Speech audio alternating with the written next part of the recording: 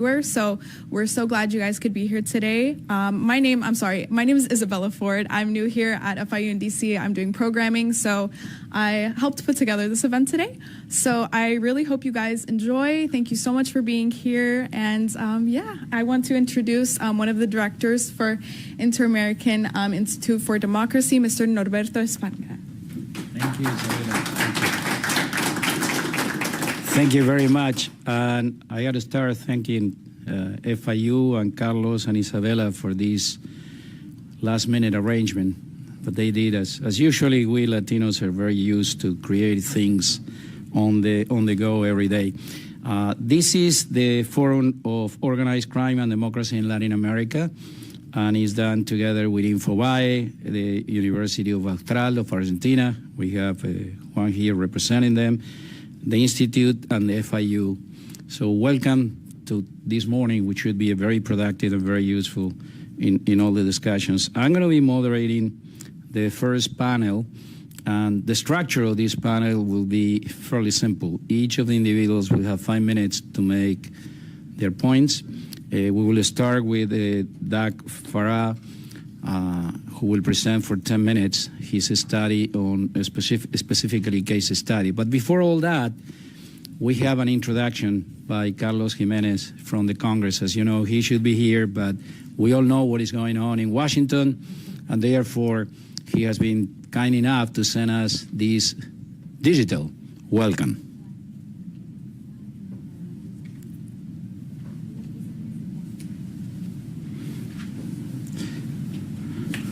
We need the video.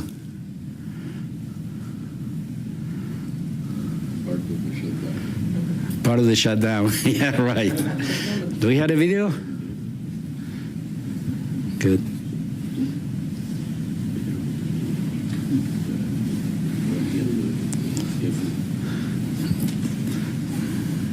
Did he send it electronically or is it coming by Uber? We got it? Okay, it's coming. Okay, let me tell you, the Institute is an organization that has been devoted to promote democracy throughout the Americas. And we have these kind of forums almost every month to promote and inform a lot about what is going on in our Americas regarding democracy. But most importantly today, we're going to be focusing on organized crime and their effect on democracy. Not only on the crime itself, but it has to do with democracy in our countries in Latin America. They tell me I got to be talking. I didn't bring any stories. I should bring a story. Puede ser que lo haga todo en español ahora o en argentino. Este es un foro sobre el crimen organizado y la democracia en Latinoamérica, que está organizado con la Universidad Austral de Argentina, con FIU Miami, Infobae y el instituto. Creo que tenemos el video. ¿Podemos ir adelante? Yo creo que en los medios y en la televisión no nos va a ir muy bien a nosotros. Ok, voy a leer el programa. El programa entonces es este primer foro, va a ser 5 minutos de presentación cada uno y vamos a estar con la presentación que va a ser sobre su estudio de casos Douglas Farah. Y lo voy a presentar, Douglas, ya que estamos, te voy presentando y ganamos tiempo. Y así vamos, no usamos el tiempo de ustedes después, que es tan importante.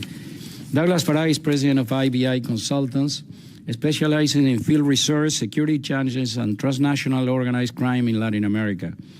From 2013 to 2022, Farah was a visiting senior researcher at National Defense University. For the 2 decades before founding IBI Consultants in 2005, Farah worked as a foreign correspondent and investigative reporter for the Washington Post, covering civil wars in Central America and organized crime in South America. I think we had a video.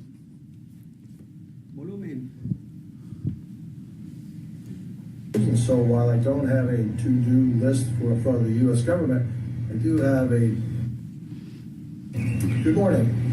My name is Carlos Jimenez. I'm a congressman representing Florida's 28th Congressional District. I'm sorry I couldn't be with you today. Obviously, you know that the U.S. government is closed, and so while I don't have a to-do list for the U.S. government, I do have a to-do list from my wife. So here I am at home working at my house. Again, I'm really sorry that I couldn't be there, but it's my pleasure to give you this short video to the Forum on Organized Crime and Democracy in Latin America. Organized crime is the greatest threat to democracy in Latin America. Today we have a drug lord that's actually in charge of the entire country, Venezuela. The good thing is that the Trump administration is doing something about it. For the first time, we've actually declared war on organized crime, these terrorists, these narco-terrorists that have killed hundreds of thousands of Americans.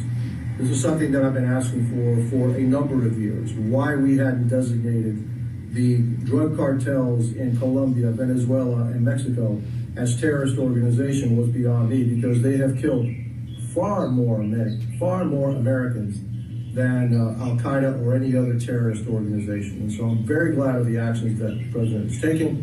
Very aggressive stance against these narco traffickers, these terrorists that have been killing tens of thousands, hundreds of thousands of Americans for a number of years now. And so I wish you good luck on your forum. Again, sorry I couldn't be there, but know that you have my 100% support. Thank you. God bless you all. Well, thank you.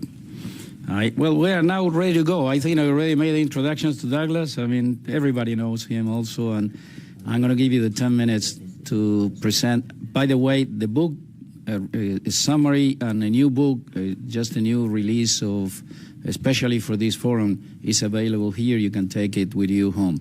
Douglas?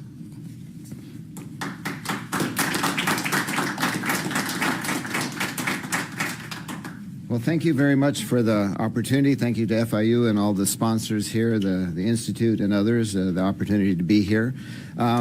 Is there a way to see the time, or can you, when I get to 2 minutes, let me know, and I'll do it. Okay, so I wanted to talk a little bit about how we framed this particular project and where it comes from and how we came to this.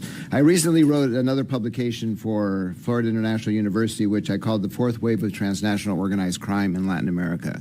And basically my thesis in that paper was that we're undergoing a transformative moment in transnational crime in Latin America that unlike we've ever seen before. We're at an entirely new world in terms of transnational organized crime actors, etc. Essentially, I defined the first wave as Pablo Escobar and the Medellin cartel and their ability to create massive amounts of cocaine, move it to the United States, and bring the money back to Colombia. And the assault on the state of Colombia as an act of war against the Colombian state. Pablo Escobar gets killed. With Pacho, we lived through those moments together in Colombia for many years, President Pastrana. And after that moment passes, you have what we define the second wave is the Cali cartel. They are much more innovative. They move the trafficking routes from the Caribbean to Mexico, which gives birth to the Mexican cartels you see today. And they're much more sophisticated, but you still have essentially one product, which is cocaine, going to one market, which is the United States, and the money coming back to the countries of origin. The third wave we defined as the Bolivarian Revolution, where for the first time you have states, Venezuela, at the time Evo Morales in Bolivia, Rafael Correa in Ecuador, and Daniel Ortega in Nicaragua, embracing a criminal or structure as an instrument of state policy, which was at that moment the FARC. There was the ability and the courting of FARC, the use of their money, their incorporating of the FARC into their government structure as instruments of state policy, as opposed to what we had seen before, which was corruption, right? You wanted to buy a judge so you could go free. You wanted to buy an aduana agent so you could get your drug across the border. You wanted to buy a policeman to turn a blind eye. This, for the first time with the Bolivarians, you saw the incorporation of a criminal group into the financial flows and the protection both of the Venezuelan state, because they're operating on the Colombia border with Venezuela, and into taking policy decisions on their behalf and bringing in weapons for them. But again, still we had essentially the same model. You had one product primarily. It grew into two with the expansion into illicit gold, of cocaine going to one market basically, which was the United States. Gold started to flow in significant ways after a decade of the Bolivarians. You have the defeat of Rafael Correa in Bolivia and Ecuador. You have the defeat eventually of Evo Morales in Bolivia. Daniel Ortega remains firmly ensconced, as does the Maduro regime. So what's different about the fourth wave that leads us to this study? This is for the first time we have seen a whole host of new products, which is why territories that we discussed in this study on the subregions of Argentina that are still feudal are so important. You have a massive increase in illicit markets, and you have a massive increase in actors in the region. So for the first time in Latin America, we have established on-the-ground functioning entities of the 'Ndrangheta, the Italian mafia. We have the Albanian mafias. We have the Turkish mafias. We have the Russian mafias. We have the Chinese mafias. We have a whole series of new actors. And part of this is due to, and again, it's one of the driving factors, which I'll talk about on the sub-state level in Argentina. You have an enormous change in the global drug market. The United States consumption of cocaine is stable or dropping, and the prices are relatively stable. We are no longer the most attractive market for cocaine in the world. We're very attractive for synthetics and other things, but not for cocaine. Where have prices skyrocketed? Europe, the former Soviet Republic, as well as Australia and New Zealand. So if you can sell a kilo for $17,000 in Miami, maybe $20,000 in New York, or $35,000 in Spain, where are you going to start looking for? Because we're talking about rational economic actors, and when we talk about transnational organized crime, they're primarily motivated by rational economic decisions. So how does this impact what we're seeing now? Ports become tremendously important in ways that they weren't before, because you can't fly a ton of cocaine to Europe. You can't put it on a human mula and send it across the border. You have to begin using containers to move things across large spaces and times to markets that are very available. At the same time, as we've seen, and President Mawat clearly knows, in Ecuador, we had an unusual phenomenon which gave rise to what we're seeing today, which was President Correa's decision to declare universal citizenship, ciudadanía universal, which essentially allowed anyone to move into Ecuador without any background checks in any way. And then that's where you see the beginnings of the incursions of the Albanian mafias and the other mafias. They came in starting in 2010, set up. Many of them changed their identities from their original Balkan identity to another Balkan identity, then eventually to Ecuadorian identity. So now we have no idea who these people really are, because their real identities have been lost in the midst of time. But when you see Ecuador explode into this level of violence with the Albanians, it's not something that came out of nowhere. It's something that had been there, gestating for many years, and then the conditions were correct. So we have this explosion of violence. So as we were looking at all of that, we were looking at other factors too, because you have these. That's on the national state level, where you're seeing, you can identify these trends. And then we're seeing places, as we did the study in Argentina with the support of the Institute and FIU and others, to identify the sub-state actors that are making all of this possible too, because you have across the region existing systems of caudillismo, where you still have, in many cases, the remnants of the old regimes of strongmen who have lasted for decades. So in the case of Santiago del Estero, you have a governor and his wife who have been there since 2004 and have not given up power since. They alternate between being, one is the senator, usually the wife, and the governor stays, and they rotate amongst themselves, but 20 years in power without any change. Other provinces that are basically the same, and it really took root under the government of Cristina Fernández de Kirchner, the Kirchner couple, when they took power, where they began to use these isolated feudal states, which eventually, as we were able to document and spend a lot of time on the ground in Santiago del Estero and elsewhere in Argentina, where the governor has his own police force, his own intelligence service, control of the courts, he has control of the internet, he has control of all the media. And so you have, in a relatively democratic nation like Argentina, these enclaves of departmental power where feudal structures still exist. And those are important because, for example, Santiago del Estero is right in the middle of the lithium. It doesn't have lithium itself, but it's right in the middle of the lithium belt. It's also on the key highway transit of cocaine that goes from Bolivia, to the coast, because now you need the ports. You need to get to Montevideo, you need to get to Buenos Aires to move your product to market. At the same time, you have this ongoing parallel phenomenon of internal consumption in Latin America of cocaine. So for years, people would always say, and they were generally right, it's a U.S. problem. Right? The consumption is there. We produce it, it's a U.S. problem. That's no longer the case. Brazil, Argentina, Chile, and Uruguay are among the top 10 per capita consumers of cocaine now in the world. And so you have this dynamic also moving the cocaine markets. So in this general framework, these feudal provincial governments that operate completely autonomously from the state, and that's not true. They don't operate completely autonomously. They take decisions autonomously from the state, and in exchange for massive central government subsidies, they give the votes, they make sure that their voters vote for the government in power. Primarily in this case, the Cristina, La Cámpora, the groups around the Kirchners, because it solidified their power in the central government in exchange for complete autonomy in the regional states.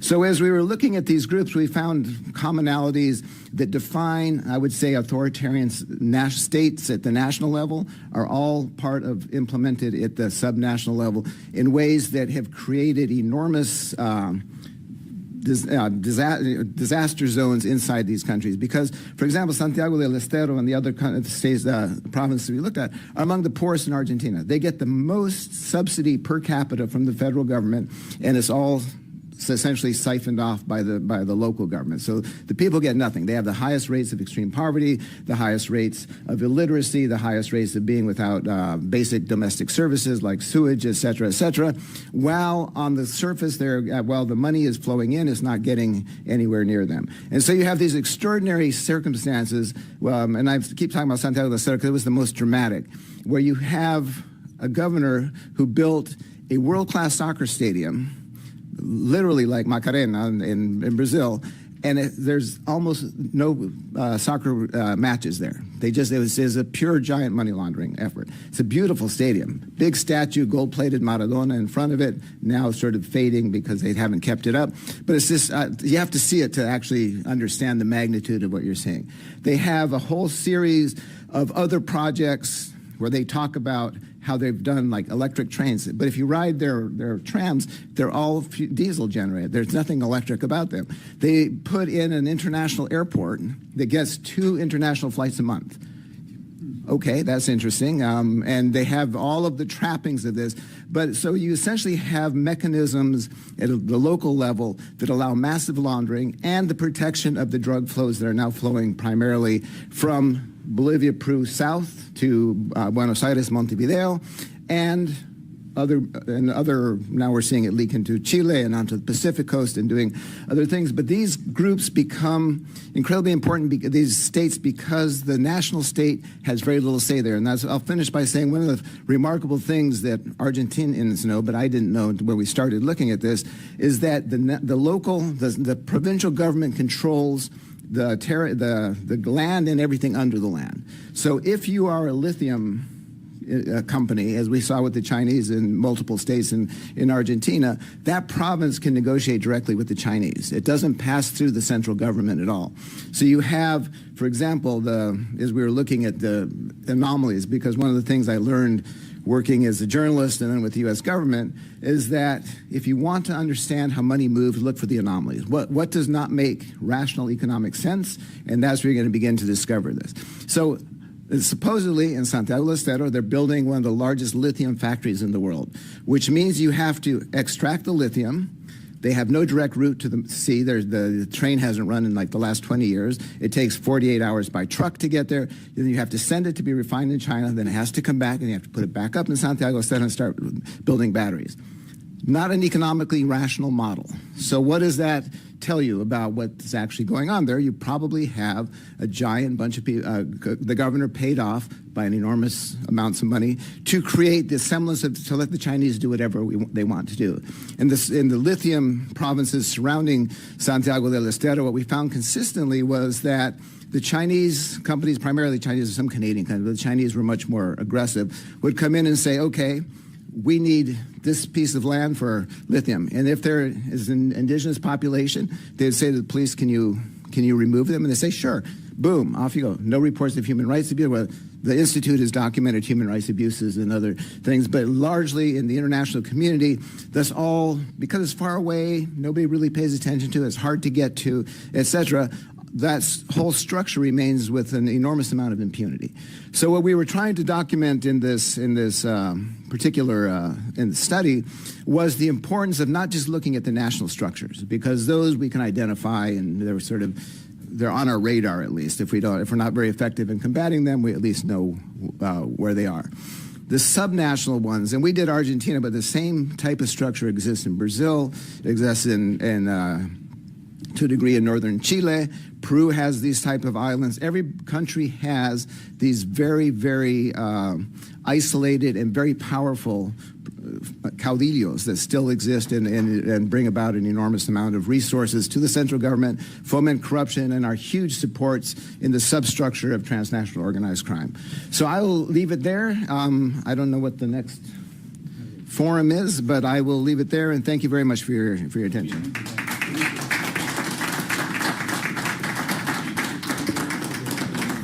Thank you very much, Doug. Now I'll introduce Carlos Gervasoni. He is a research professor and a chair of the Department of Political Science and International Studies of the Universidad Torcuato Di Tella of Argentina. He holds a master's degree in political science from Stanford University and a PhD in political science from the University of Notre Dame. He is the author of Hybrid Regimes Within Democracies, Fiscal Federalism, and Subnational Rentier States from Cambridge University. He's also the regional manager for Latin America of the Varieties of Democratic Project. Carlos Gervasoni, thank you.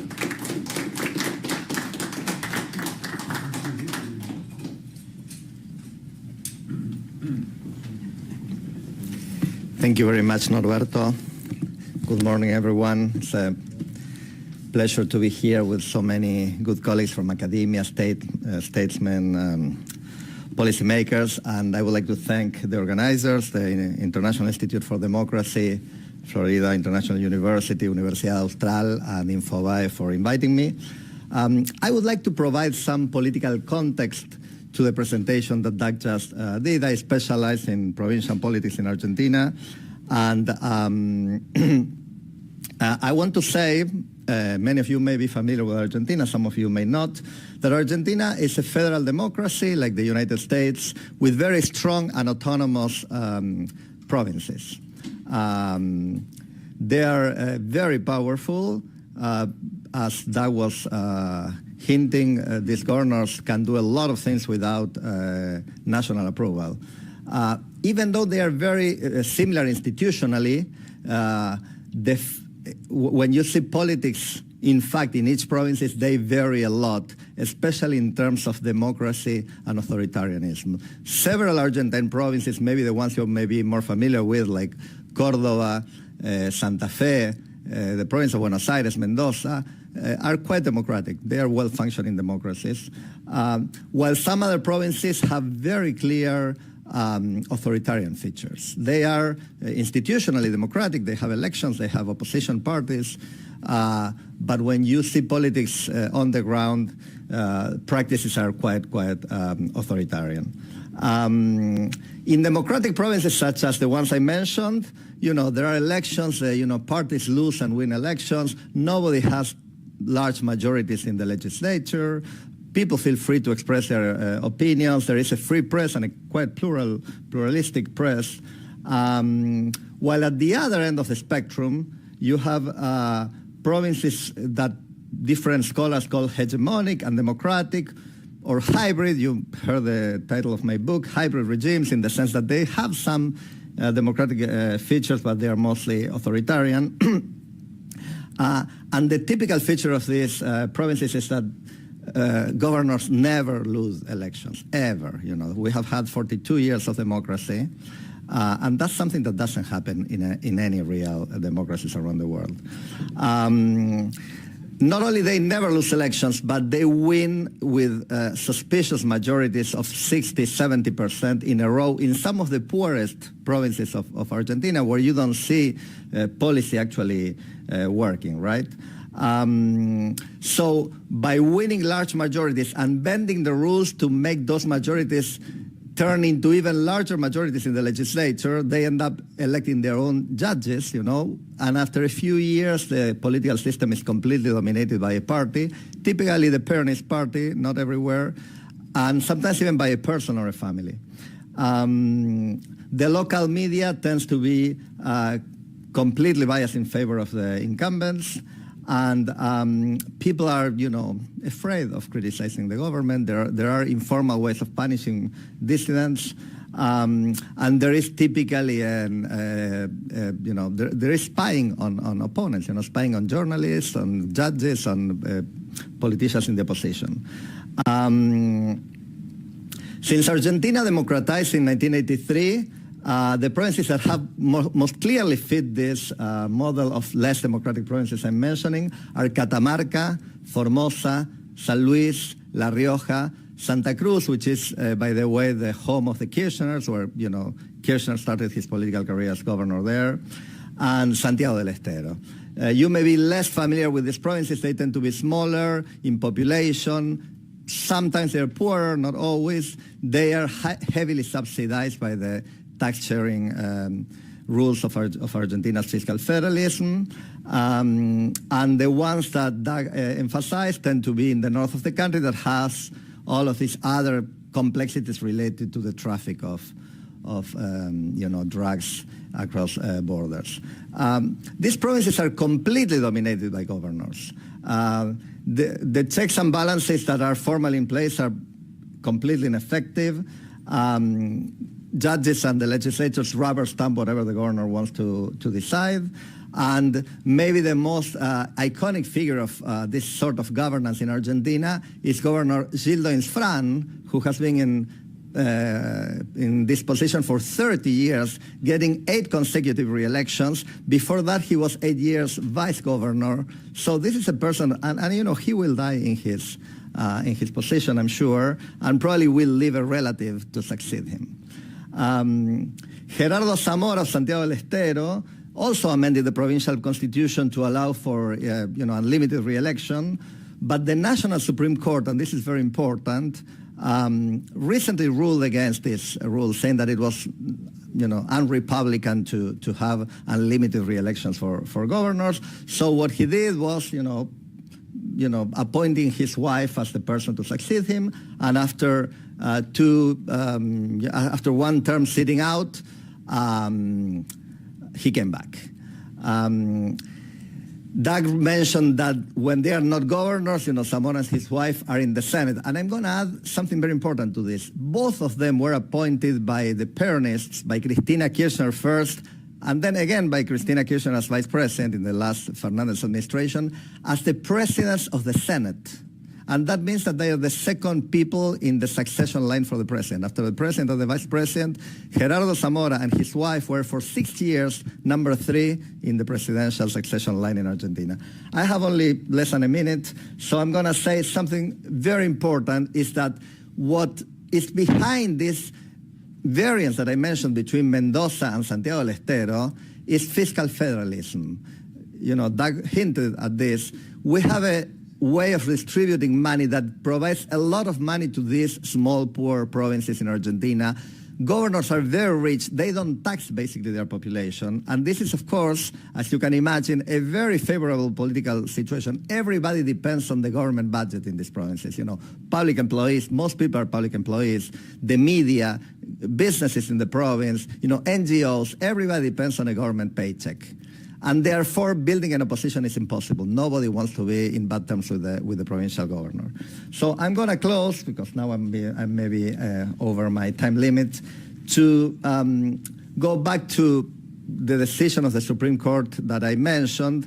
That is, I see, if you had to think about how to solve this problem, one, of course, would be to change the legislation regarding fiscal federalism. And these rulings of the Supreme Court that have affected Formosa, Santiago del Estero, and several other provinces in Argentina, I think are a very good development, because basically it means first that we're paying attention to this issue. This issue was completely under the radar until recently. And second, that some of the most outrageous practices of these provinces are being turned down by the national government. The Supreme Court, after all, is a branch of the national government.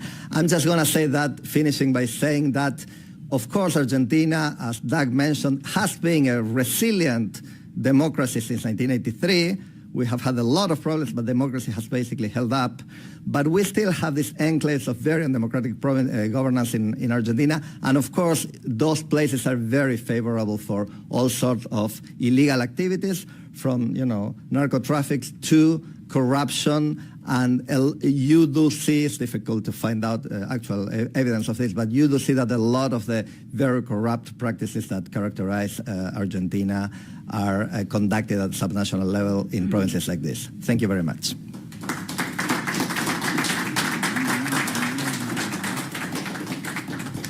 Thank you, Carlos. I'm going to introduce now Juan Zárate, who is the global managing partner of the consulting firm K2 Integrity. Mr. Zárate served as the Deputy Assistant to the President and Deputy National Security Advisor for Combating Terrorism from 2005 to 2009, the nation's fifth counterterrorism czar. He was also the first ever Assistant Secretary of the U.S. Treasury for Terrorist Financing, where he led the creation of the Office of Terrorism and Financial Intelligence. He served in numerous boards and committees, including twice being appointed by the Pope to serve on the board of the Vatican Financial Information Authority. He's also a widely published author. He has a magna cum laude graduate of Harvard College, a cum laude graduate for the Harvard Law School. Juan, welcome.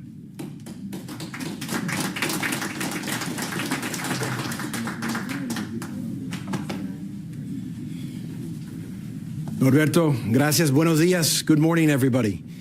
It's an honor to be here, Norberto. Thank you for the kind introduction.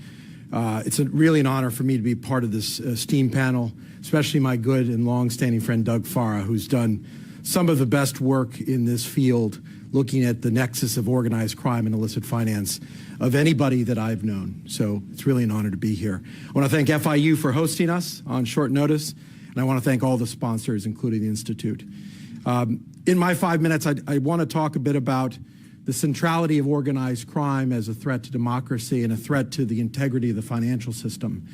The extreme forms of violence, the infiltration of economies, the corruption of systems, and even the capture of institutions is a fundamental threat to Latin America as well as globally. I was privileged, starting early in my career, I was a prosecutor, a counterterrorism prosecutor. One of the first cases I worked on was on the murder of 3 American citizens by the FARC, who were murdered in Colombia and then taken over the border into Venezuela. At the Treasury Department, I was privileged to lead the effort in the creation of the Office of Terrorism and Financial Intelligence, where we used sanctions policy and anti-money laundering controls to make it harder, costlier, and riskier for what we said America's enemies to raise and move money around the world. And more that included not just state actors, but non-state actors and criminal actors. And then at the White House, we saw the growing convergence that Doug talked about between state and non-state actors to not only threaten democracy, but also to profit and to corrupt institutions and sectors. I think it's why, in part, the Cuban government called me Bush's mercenary, which I take as a badge of honor. But I want to build off of what Doug said and his description of the waves of criminality. Very interesting because of the academic treatment of the waves of democracy. My first book is called Forging Democracy, very much took from the work of Samuel Huntington and others talking about the 3 waves of democracy. I really like Doug's framing of 4 waves of illicit activity and the contrarians to democracy. The way I like to think of that 4th wave is of a convergence of 3 key factors. The first is a convergence of activities among criminal actors. Drug trafficking, human trafficking, arms trafficking, matched now with illegal mining, and also then the co-optation of rare earth mineral production, all in furtherance of profit for illicit actors. That then blended with extortion and infiltration of sectors of economies that are controlled by criminal actors, where ownership and control is mixed between licit and illicit activities. Then you have the profits and proceeds that are used to form a cycle of corruption that then allows further and further empowerment, a vicious cycle of empowerment of these groups. And so the activities are blended and converged. You have a convergence of actors. You have an admixture of criminal organizations, cartels, gangs, as well as terrorist groups. My experience with Hezbollah was watching Hezbollah take full advantage of the European drug trade, moving product from South America, laundering those proceeds through the United States and Canada, using used car dealers and the shipment of cars into West Africa to then move goods into Europe and also proceeds into Lebanon. And so a very clear admixture of criminality, illicit finance, and terrorism, which, by the way, explains then why there's such a challenge with how to define these groups. Are they criminals? Are they terrorists? Are they state proxies? Are they militant groups? In some cases, they're all of the above, right? The admixture of these groups. Made worse by the fact that now Venezuela and Nicaragua, as Doug described very aptly, use these groups as state proxies, instruments of state activity for profit and also for political control. You also then have supply chains that are evolving, whether it's in the lithium context, as the professor mentioned, with China in the Southern Cone, or the fentanyl trade with Chinese precursor providers fueling the activity of Mexican cartels, which is then fueling activity into the United States, which has drawn so much attention, certainly to the corruption of the Mexican financial system as a result. So you have this admixture of actors happening in this fourth wave, as Doug has described. And then finally, a challenge and an admixture of governance, where in pockets around the world, you have criminal actors actually in control of territory, control of institutions, and co-opting and embedding within those territories and activities. And that, of course, then has implications for civil society, because that control then means co-optation of the judiciary, the media, NGOs, the co-optation of all the civil actors, and the fueling of fear that doesn't allow for independent voices to check the growth of those actors. All of this is fueled by profit, rational economic actors finding opportunity, but it's enabled by opacity, impunity, and immorality. The opacity of lack of transparency, who owns and controls companies, accounts, corruption of officials, who are they really acting on behalf of, embedding in sectors of the economy in ways that are not clearly understood.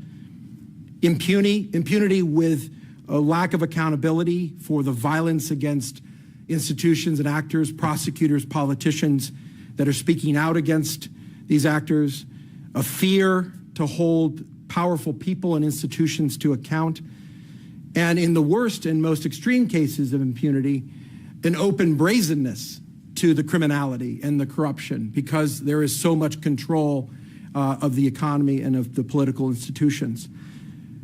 And finally, immorality, the extreme violence used to silence voices, the 32 Mexican candidates killed in the run-up to the June 2024 election, the killing of the presidential candidate in Ecuador in 2023, of course, as an extreme example.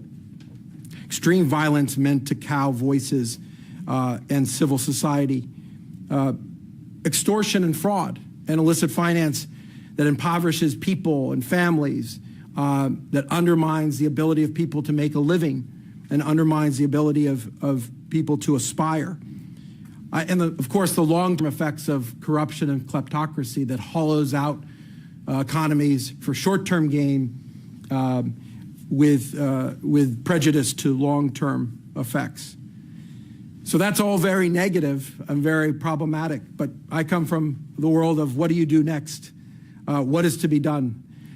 You have to have a strategy to attack all elements of their power, including illicit finance.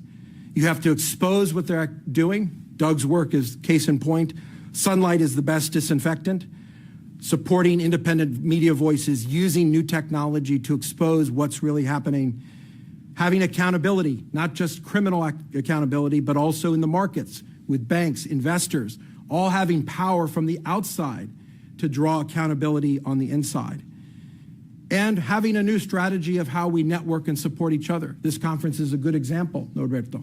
I think the bad guys collude, the state authoritarians work with the anti-democratic forces, working with the criminal forces. We too need to think more aggressively about networking among the democratic allies. FIUs, financial intelligence units, sharing more information. Banks working more proactively and investors working more proactively to demand anti-corrupt environments and silos. Prosecutors collaborating across borders, supporting each other. Civil society, NGOs supporting as well. All with the use of new technologies, many of which are intended to democratize the sharing of information or financial autonomy. These need to be used and enabled for the forces of democratic good. And so with that, I think we should leave on an optimistic note. There's a lot to be done in the face of a lot of corruption and a lot of collaboration among the enemies of democracy.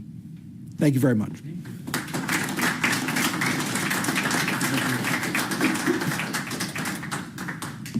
Thank you, Juan. That was a good introduction for the next speaker, because there are some good stories also, some success in doing what Juan just mentioned. So I'm going to introduce Juliana Velázquez Rodríguez, who is the Secretary President of Pro Antioquia, assuming her role in July of 2025. A lawyer by training from the University de los Andes, she holds a title in international law from the Instituto de Empresa in Madrid and brings over 2 decades of leadership experience in transformation, innovation, and institutional strengthening.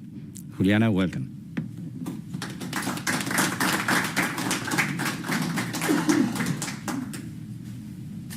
I'm glad I'm in charge of the positive note.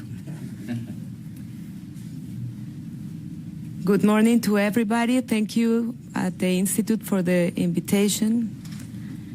Good morning, Mr. President Pastrana, Mr. Vice President Francisco Santo.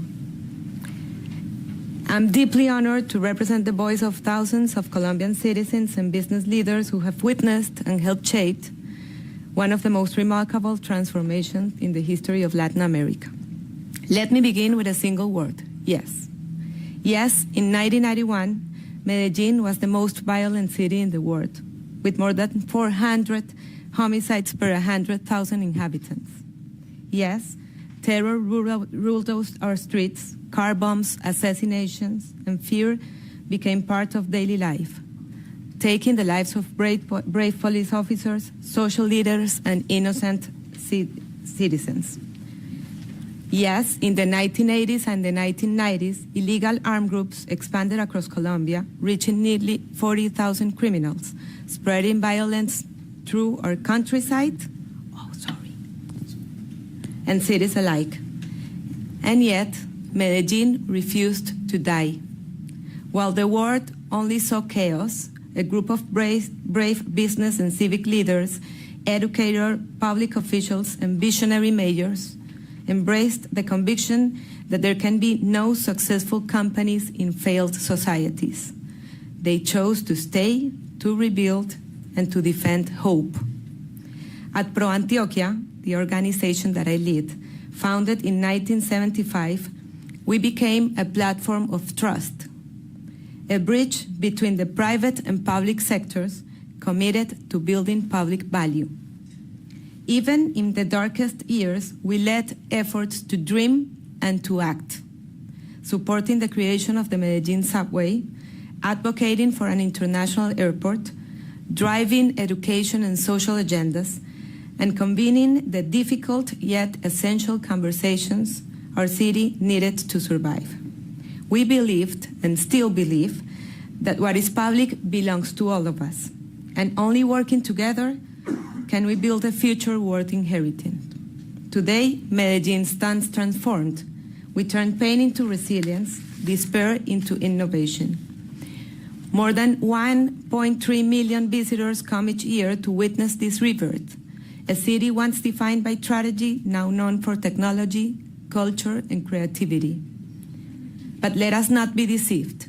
Transformation is never final. Our resilience is tested every single day, especially today. In recent years, Medellin has faced new forms of corruption, populism, and institutional erosion. We watch as public programs that shaped our children's future, such as Buen Comienzo, were dismantled. We endured open hostility toward the business community, threatening the trust that took decades to build. Our former mayor, Daniel Quintero, today facing criminal and administrative proceedings while seeking the presidency, symbolizes the fragility of democratic governance when institutions are weakened and impunity grows. But the threat extends far beyond one man. Colombian democracy itself is at risk. As the United States desertifies Colombia in its anti-narcotics efforts and the so-called total peace policy empowers illegal armed groups, the private sector in Medellin and Antioquia has decided to take a stand, to support regional governors who resist and to protect institutions that defend democracy. We refuse to surrender to cynicism or chaos. We choose to focus on the future, and that is why I'm here standing before you today. Our conviction is simply yet profound. Take care of the present to safeguard the future. Through Pro Antioquia, we are leading projects that transform regions and renew hope.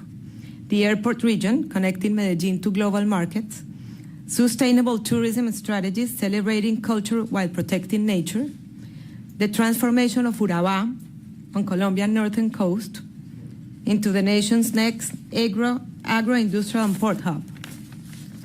These are not just development initiatives, these are acts of resistance against despair, because we know that the future will only flourish if institutions remain strong, the rule of law is protected, and citizens reclaim trust in democracy. The story of Medellin teaches us that transformation is possible, but only through collective courage and unwavering collaboration. We cannot let fatigue or fear erode what we have built. Our fight is not against a city's past, but for a nation's future. So allow me to end as I began, with yes. Yes, we face the growing threat of transnational organized crime. Yes, populist leaders across the region challenge the foundation of democracy. But also yes, in Medellin, in Antioquia, and in Colombia, citizens, business leaders, and entrepreneurs are standing together to defend freedom, rebuild trust, and shape a future of dignity and hope. As we stand here in Washington, we reaffirm that from the private sector of Medellin and of Colombia, we are convinced of the need for a joint and determined policy between our nations to confront and eradicate transnational organized crime, the greatest current threat to democracy and stability in a region.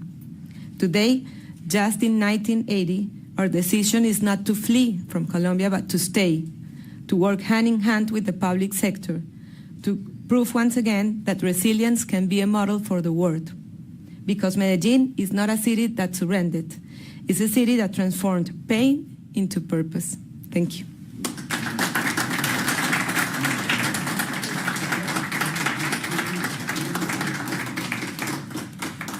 Thank you very much. That was a lot of hope in your talk. Thank you. Gracias, muchísimas gracias. I'm going to introduce now Beatrice Rangel. She is an international with masters in economic development from Boston University and Harvard Public Administration. Since '94, she has developed her career in the area of operation and consulting. He's the managing director of AMLA Consulting, a company created in 2004 that specializes in advising companies and leaders of the private and public sector in defining strategies to reach higher levels of personal and corporate development. In her country of origin, Venezuela, she was a deputy for the Miranda State, Secretary General of the Ministry of Education, Minister of the Secretariat of the President, and director of many other activities, and she's also one of our best directors. Beatrice, welcome.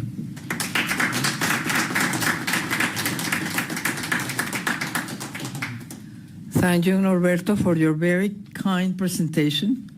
I'm thankful also to the Inter-American Institute for Democracy and its Executive Director, Carlos Sanchez Berzain, for inviting me to share with you the results of research conducted at the Institute in the aftermath of the COVID-19 pandemic. The research examines the makings of narco states in Latin America, reaching the conclusion that while Colombia and Mexico are the greatest producers of drugs in our hemisphere, neither can be considered a narco state, as authorities are not part of the criminal establishment that produces drugs. Neither is their economy dependent on the income flows arising from drug production and trafficking. In the case of Venezuela, which is what they asked me to develop today, it's very different, because there you have state authorities conducting drug trafficking operations and a political establishment that facilitates these operations. The country's economy, while relying on oil and to a minor degree on the exploitation of gold and other natural resources, is conducted through illicit procedures that feed back on the traffic of narcotics, people, and forged items. Understanding the operational model is key to defining what needs to be done to confront what to my mind is the most challenging threat to democracy and economic growth in the region. The building blocks of the Venezuelan model are three. First, the people's discontent with democracy. Second, the rent-seeking economic elites. And then fragile institutions. Let's tackle one by one. The people's discontent with democracy sprang from the exhaustion of the rent-structuring model, which has financed democratic behavior since 1959. To be sure, GDP in Venezuela expanded from 7.9 billion in 1960 to 59.1 billion in 1980. But thereafter, GDP began to drop until it reached what I call the People's Rebellion level of 48.6 billion by 1990. The second, which is the rent-structured nature of the economic elites, led to economic stagnation and poverty. The proportion of Venezuelans living in poverty by 1960 was 6%. But by 1998, it was 16%. So it was growing, not shrinking.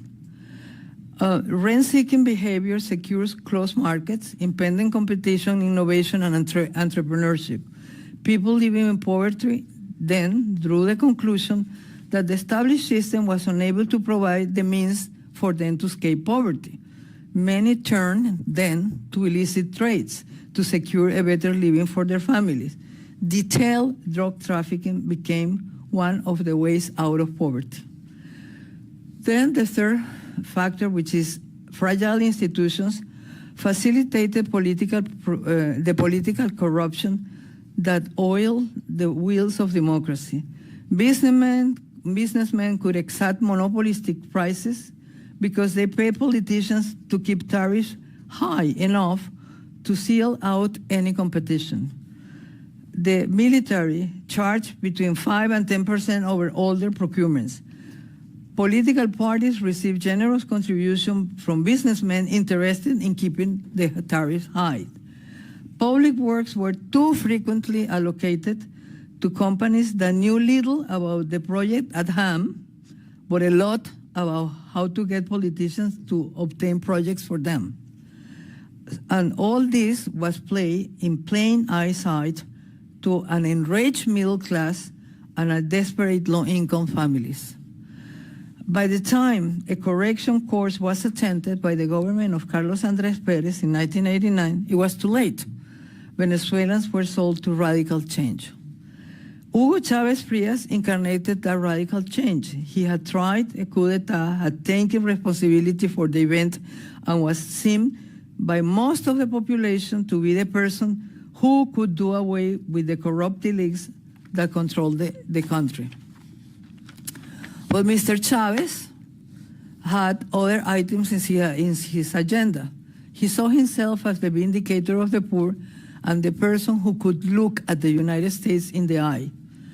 Being a military officer, he was familiar with national security threats analysis and identified the drug trade as a leverage to impact the United States policies to Venezuela.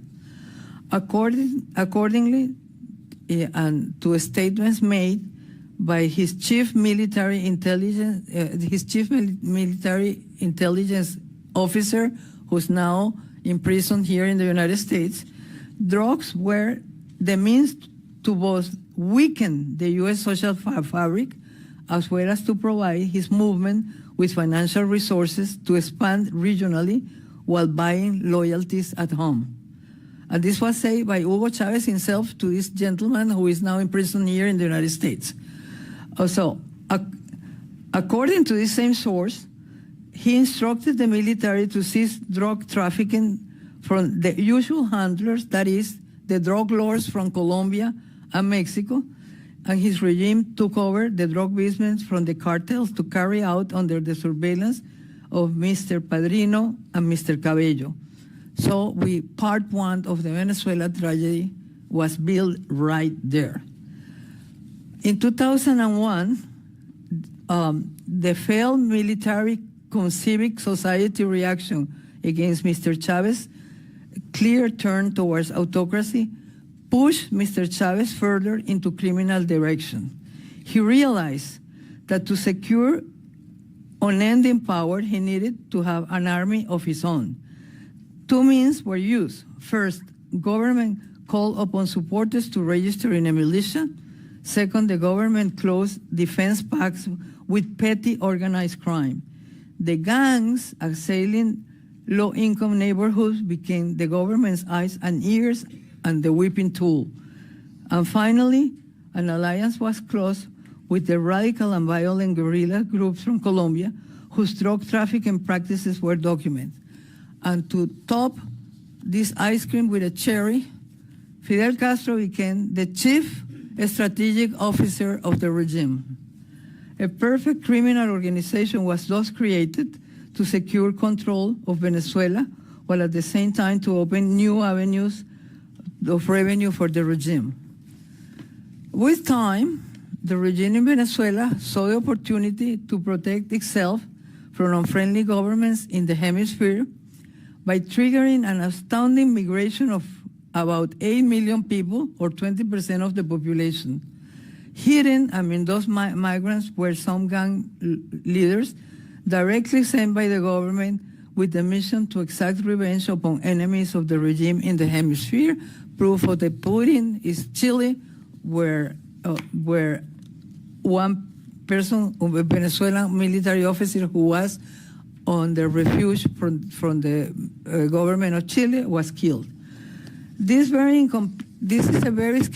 is of course a very sketchy picture of the Venezuelan regime, but it leads us to believe that the whole hemisphere is facing one of the most dangerous threats in history.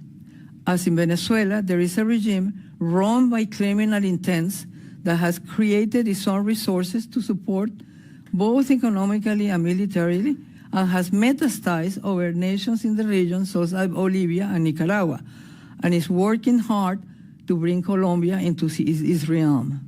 It is our assessment that since the times of Port Royal, our hemisphere has not been threatened by transnational organized crime as it is now by the presence of a criminal regime in Venezuela with power to contaminate many other nations. Of course, this needs to address the root causes of the problem. If these three root causes of the problem are not addressed, which is fragile institutions, rent-seeking economic elites, and this terrible corruption, then what we will have in Venezuela, even if there is a change of regime, is business as usual for the criminal networks. Because just think about Mexico. Has drug trafficking disappeared with 52 of their capos in prison here in the United States? It has not. So we need to address the root causes. Thank you.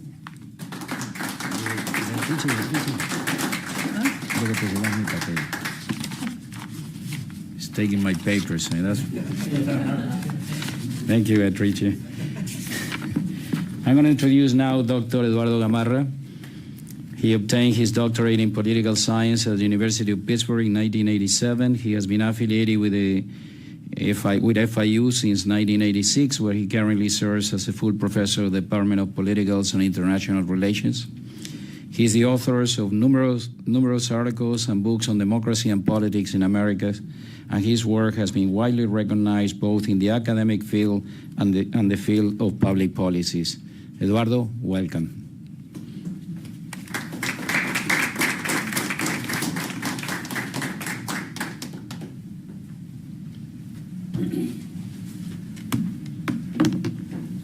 Professors tend to be long-winded, so and I know the rigidness of the timekeeper, so I've prepared some remarks based on a paper that I just wrote on Bolivia that I printed 10 copies, and you'll be able to get them, and it's also on our website at the Jack Gordon Institute.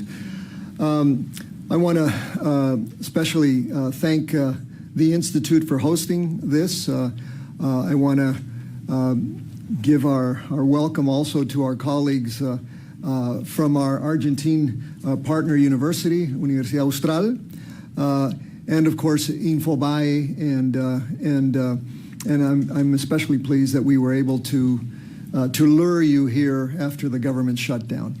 I also want to welcome such a distinguished panel here of former heads of state, former secretary generals, and so on. And so thank you very much. And I'm also delighted to be able to follow such a distinguished panel, especially somebody who I went to school with in Bolivia many, many years ago, Doug Fera. So let me start out by sort of combining the good news, bad news story here. And my talk is called Territories of Coca and Cocaine, okay? Bolivia at a crossroads. I think Bolivia stands at a crossroads today, at a historic crossroads. On October 19th, Bolivians will choose between Jorge Tuto Quiroga and Rodrigo Paz. On November 8th, a new president will take office. That's sort of the good news. For 2 decades, Bolivia has been governed as what I now term a narco-competitive authoritarian regime, a system where elections were held and formal democratic institutions remained in place. Incumbents, however, manipulated the playing field through repression, through judicial interference, and through systemic harassment of opponents, while the cocaine economy infiltrated unions, regions, and government institutions. In that sense, and I think this is probably a very understudied phenomenon, Bolivia has become a hub for the global cocaine trade. This hybrid regime, following Gervasoni's kind of notion of hybrid regimes, blurred the line between the state and the criminal enterprise. Political control was maintained through cocalero unions, through state institutions that were weakened, and the cocaine trade, which financed local power while linking Bolivia to trafficking organizations, as Doug Fero's work has demonstrated, from Colombia, Brazil, Mexico, Italy, the Balkans, Turkey, Russia, and others, which we have yet to identify. Now, the good news, in a sense, is that today the system is unraveling politically, and the authoritarian structure is ending, even though, just listening to the radio this morning, it looks like there's still some, few pataleos by the MAS and trying to postpone the inevitable result. So while the system is unraveling politically and the authoritarian structure is ending, the narcotics infrastructure remains fully operational. And to me, that is the gravest challenge. And that is why Bolivia faces a very unique moment. Bolivia is indeed witnessing the end of authoritarianism, but it is not witnessing the end of narco-trafficking power. And that's what makes it challenging. So whoever inherits Bolivia on November the 8th inherits both the opportunity and the obligation to confront this legacy. So let me just very, very quickly, in the minutes that I have left, note the 4 zones of challenge that really comprise this hub that I've been talking about. These 4 regions that together are really the spine of the illicit economy in Bolivia, and the hub, the central South American hub for cocaine. First is the chapare, which all of you are familiar with, which is the production engine. Once kind of a symbol of indigenous empowerment even, it is now the epicenter of illicit coca leaf production and the refinement of cocaine. Okay? Unions that once defended farmers now protect an economy where most coca, 90% in fact, becomes cocaine. Chemists run mega labs with near impunity. Second is the yungas, the cultural heart of the coca, and also the place where my family comes from. Here the issue is political manipulation. Imposed leaders, parallel markets, and the loss of trust between growers and the state. Restoring confidence and legitimacy there will require transparency and genuine dialogue. I'm not out advocating the complete eradication of coca, primarily because of the cultural tradition.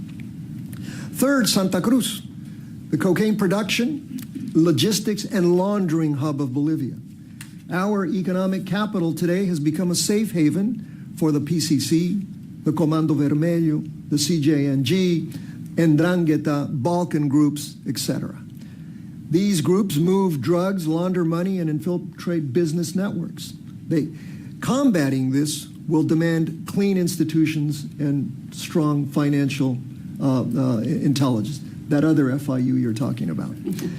Fourth, and this is probably a relatively new discovery, and I think my paper has gone in great depth into the Altiplano corridor, Chayapata, that area called Mexico Chico, all right? The name Mexico Chico means something, of course. It's a forgotten frontier which now funnels drugs westward through Chilean ports to Asia. So the point there is, like in the Chapare and like elsewhere, where the state is absent, organized crime rules. And by the way, in Mexico Chico, it's the Clan del Golfo, which is extraordinarily involved. Together, these zones show what Bolivia became, a nodal state in a continental network of transnational organized crime. So this is, now let me focus on sort of the recommendation part here. This is an opportunity for leadership, for Bolivian leadership. Because I think geography is destiny, but only if a nation accepts it, okay? Bolivia's position at the center of South America can become a strategic advantage, right? As the political cycle of narco-authoritarianism ends, the next administration can inaugurate a new era of democratic and regional leadership. So leadership in this sense, whether it's Rodrigo Paz or Tuto Quiroga, means acting first, not waiting for others, all right? So in that sense, among the things I would tell both of these people is, why not convene a South American summit on transnational crime, bringing together the affected nations? Why not invite regional partners, the United States, the European Union, even China, Mexico, Italy, and so on, who are, in fact, whose criminal networks intersect with Bolivia's? Why not renew and work hand in hand with multilateral organizations, the UNODC, the UN, the OAS, and so on, to create a framework for intelligence, some of which was being developed in the late 90s, right, and which has kind of collapsed? And why not come up with a South American Center for Organized Crime Coordination, right? Maybe even in Bolivia, right? In my view, this is not utopian. It is bold, but it's really practical diplomacy that turns Bolivia's centrality into regional leadership. So in conclusion, how do we go from a hub of trafficking to a hub of solutions? On November 8th, the president is going to face this defining choice. Bolivia can remain a hub for traffickers, or it can become the hub for cooperation and reform. If it calls on its neighbors, if it engages global partners, if it reclaims the integrity of its institutions, Bolivia can replace 2 lost decades of narco-authoritarianism with an era of sovereign leadership. After 20 turbulent years, the message, I think, should be simple. Bolivia's new leadership should be ready not only to end narco-authoritarianism, but also end the fight against the transnational crime hub that this movement has left behind. Thank you very much. Thank you, Eduardo. Gracias, Eduardo. I got to tell you something. I got to use AI to simplify the next introduction because her experience and all her achievement will take the next 2 hours. So I'm very privileged to introduce Yvonne Baki, who was designated as the first women ambassador of Ecuador to the United States. She's also an accomplished artist, diplomat, peace negotiator, and humanist. Educated at Sorbonne and Harvard University Kennedy School of Government, she speaks 5 languages, has devoted her life to building bridges between cultures through art, dialogue, and diplomacy, and hard work. She has held numerous high-level positions, including Minister of Foreign Trade, President of the Andean Parliament, and UNESCO Goodwill Ambassador for the Dialogue of Civilizations. She played a key role in the Ecuador Peace Agreement with some other very famous people here, promoting environmental protection through the Foundation and the Yasumi ITT initiative, and continues to advocate for sustainable development, peace, and cultural understanding worldwide. Yvonne, welcome.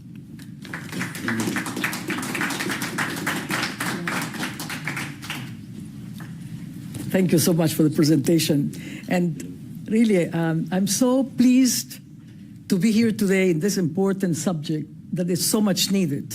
And all of you have mentioned before the lack of leadership, the needs that have to be getting together. And the subject said it, organized crime. They are organized. They are organized and we are not. And this is the missing point, that they take advantage of being organized for the bad, for the evil, for creating terror. And once they do it, it's too late for us to come back. But I would like just to speak about how I got back into politics, thanks to my dear President Jamil Mawad, who is also Lebanese, like me. And because I was living in Lebanon, I was born in Ecuador, but I was raised in Lebanon and married in Lebanon. The war started in Lebanon. So I saw all the terrorism that they are talking about. I saw how Bashir Gemayel, the elect president of Lebanon, was killed, and how all the problems happened and still are happening. Hopefully, it will be peace soon, thanks to President Trump. So fast forward, I came to Harvard.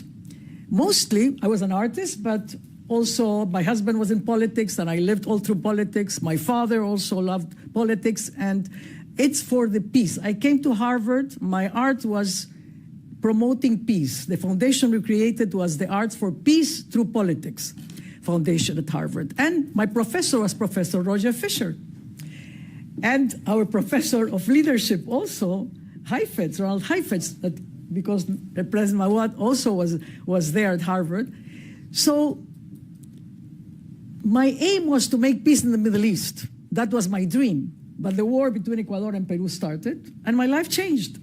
And that's how we worked together. President Jamil is the president of peace. Thanks to him, we have peace and dollarization.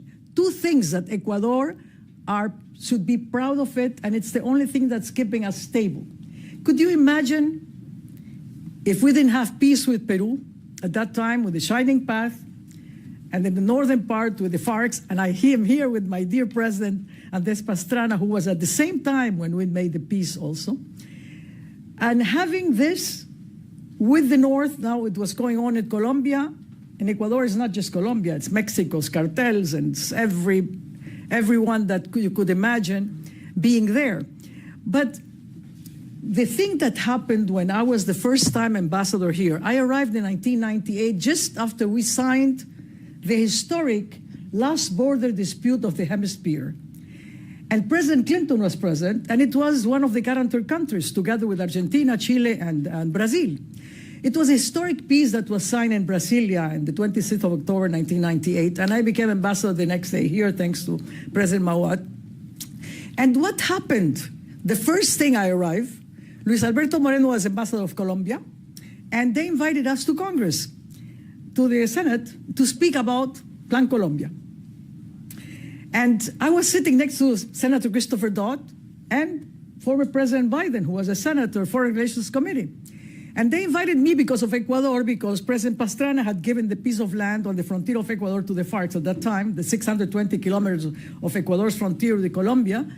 And there was the Plan Colombia, and we knew that the balloon effect will come to Ecuador. So what will we do?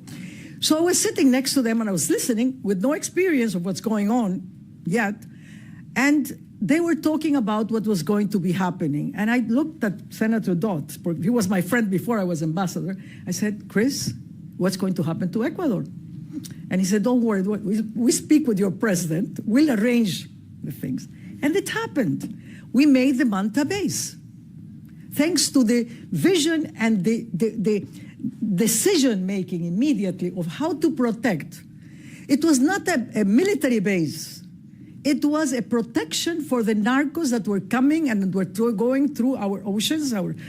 So they built it, the Manta base, and it was a protected area. And we were going very well in everything that was being worked. Dollarization happened, and when dollarization happened in 2001, was that money laundering started happening because of dollarization. So the government fell, which is another mistake of changes in the governments. We have had, I don't know how many presidents in 5 years. I think there were more than 8 or 9 at that time. And then the thing that was mostly difficult is when former President Correa came, the first thing he did was not only open the Ecuador to everyone to come without visas or any conditions, he also closed the Manta base. He cut relations with the United States. He declared persona non grata to the ambassador of the United States and also to the head of the one that was representing the World Bank in Ecuador. He legalized small amounts of drugs. So the youth of Ecuador, whoever they got, they were making them have drugs, so they get contaminated. So we created a society that was going into the wrong direction. So this is the beginning of what was happening. Until, thank God, Lenín Moreno, his vice president, came and realized the reality of what was going on and stopped it. They tried to put him down so many times. He finished his 4 years. Guillermo Lasso came, as you all know, they put him out, also the same goose. And now what's happening with President Noboa, the same thing. So this is the forces of evil, the organized crime, the narco traffic, the terrorists that create terror, whatever you want to call them. This is the moment of leadership. If we don't get united now, it will be too late. And that's why we have to work together. We have to make the world what it needs, because with technology is the danger now. With artificial intelligence, with technology, they could use it even more for the evil if we don't do something us for the good. So I ask everyone, this is a great conference that we have to do more of this. We have to be vocal about that. And I want to end just by saying an applause for President Trump for making peace with Gaza and Israel. I think this is very important. So applause for that. The best is yet to come. Hope for the Venezuelan. Thank you, Yvonne. I want to introduce now my good friend, Dr. Ricardo Israel. He's a master and doctor in political science of Access University. He's a lawyer of the University of Chile and University of Barcelona, former presidential candidate in Chile, and a visiting professor at the University of the United States, England, and Sweden, and also a director of our institute. Welcome, Ricardo.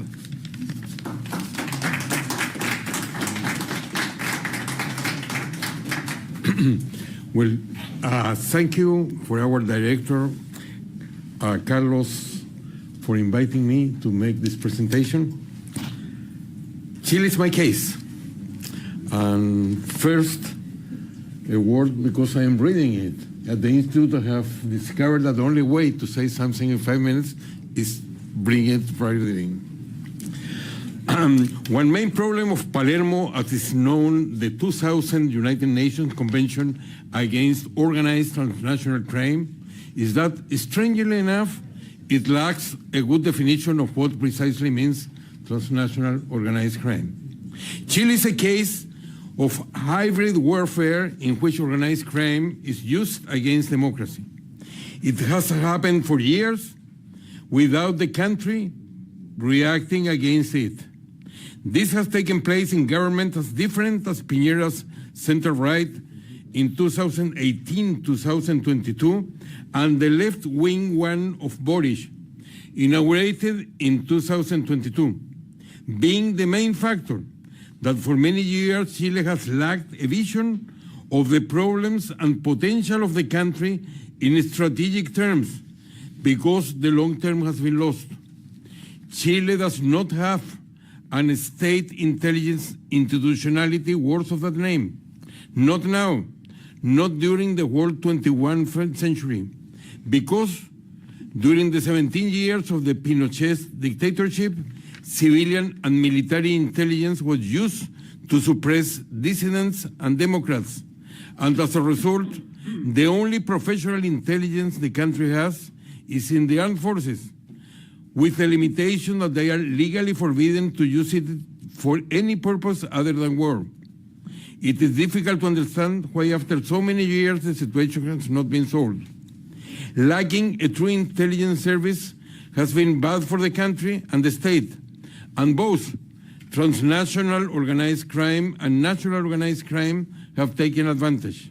First, the country could have lost its democratic system when, surprisingly, in October 2019, an acute violence erupted in the streets, and as a consequence, a constitutional process was started which proposed a radical new constitution to completely change the country that has evolved since independence for 2 centuries. Happily, the Chileans rejected it in a plebiscite, but the Boric government was elected as part of that political climate. In the violence, a very prominent role was played by the so-called first line of young soldiers of drug trafficking.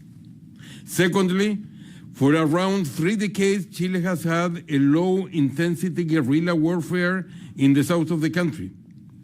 It was presented as a reivindication of the Mapuche ethnic minority, but in the past has had links with the Colombian FARC guerrilla, and today with drug and illicit timber trafficking by white gangs. In any case, there are places in that region where the state is totally absent.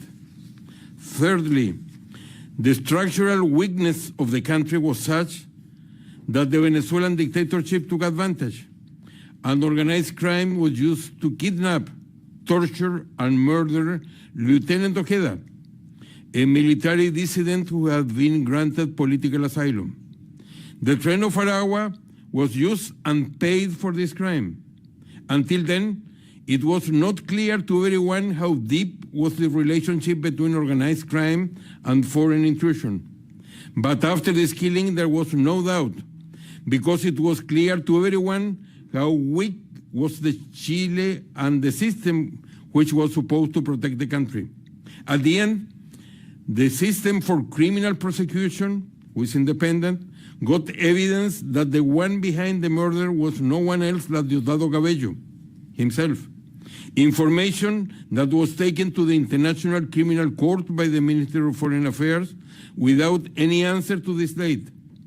In any case, the judicial process is alive, and only last week, 3 members of the Tren of Aragua were extradited from the United States to Chile. Today, the country is suffering clear sign of penetration of transnational organized crime in several areas.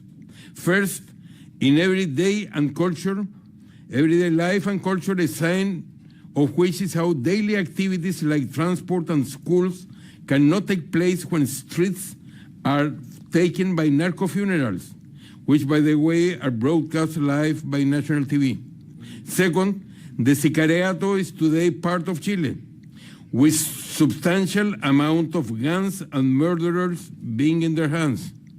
And the related crime frequently takes place when kidnappings for ransom have become the new normal in the country. Lastly, as a drug transit country, Chilean ports have consolidated as a preferred route to send Bolivian and Peruvian cocaine to Europe, at the same time that per capita drug consumption in Chile is higher than Colombia. Transnational organized crime is big business in such a way that they have taken over the northern border for illegal immigration purposes. And also, as a business, there are massive land grabs in which thousands of poor Chileans and poor immigrants are sold land by organizers, mostly drug gangs. It has had also political consequence. This November, there are presidential elections in Chile, next month, and the feeling of insecurity is such that has become the #1 issue to decide winners and losers in the general elections. And according to the new polls, the new president will be one of the 3 right-wing candidates defeating the left. Another political outcome already took place because the criminal activity sponsored by Venezuela and the permanent rhetoric from Caracas produce a political distancing between someone who had been in the past a supporter of Chavismo, as was the case of President Boric, who started to blame Maduro for many of the problems, so he called Venezuela a dictatorship, though he has never said nothing against the mother of all dictatorship, as it is the Cuban Revolution. In Chile, and with this I finish, it was drug trafficking which changed criminal activity because it started to have territorial control and better arms than the police.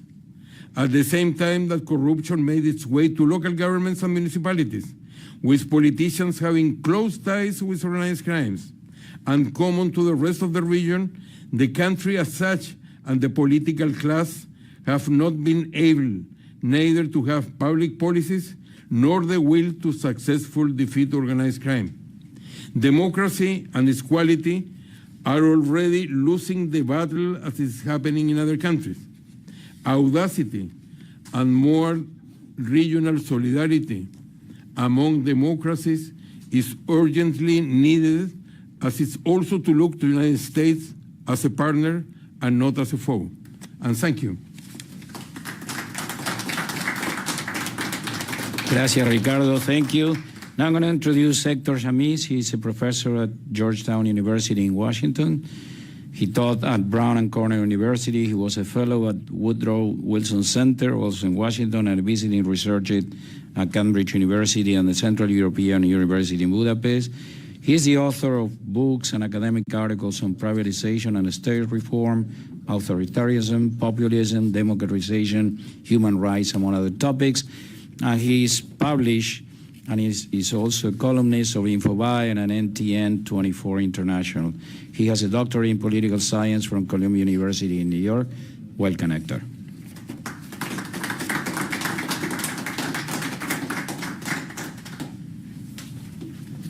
Well, thank you. Thanks for being here. It's a pleasure.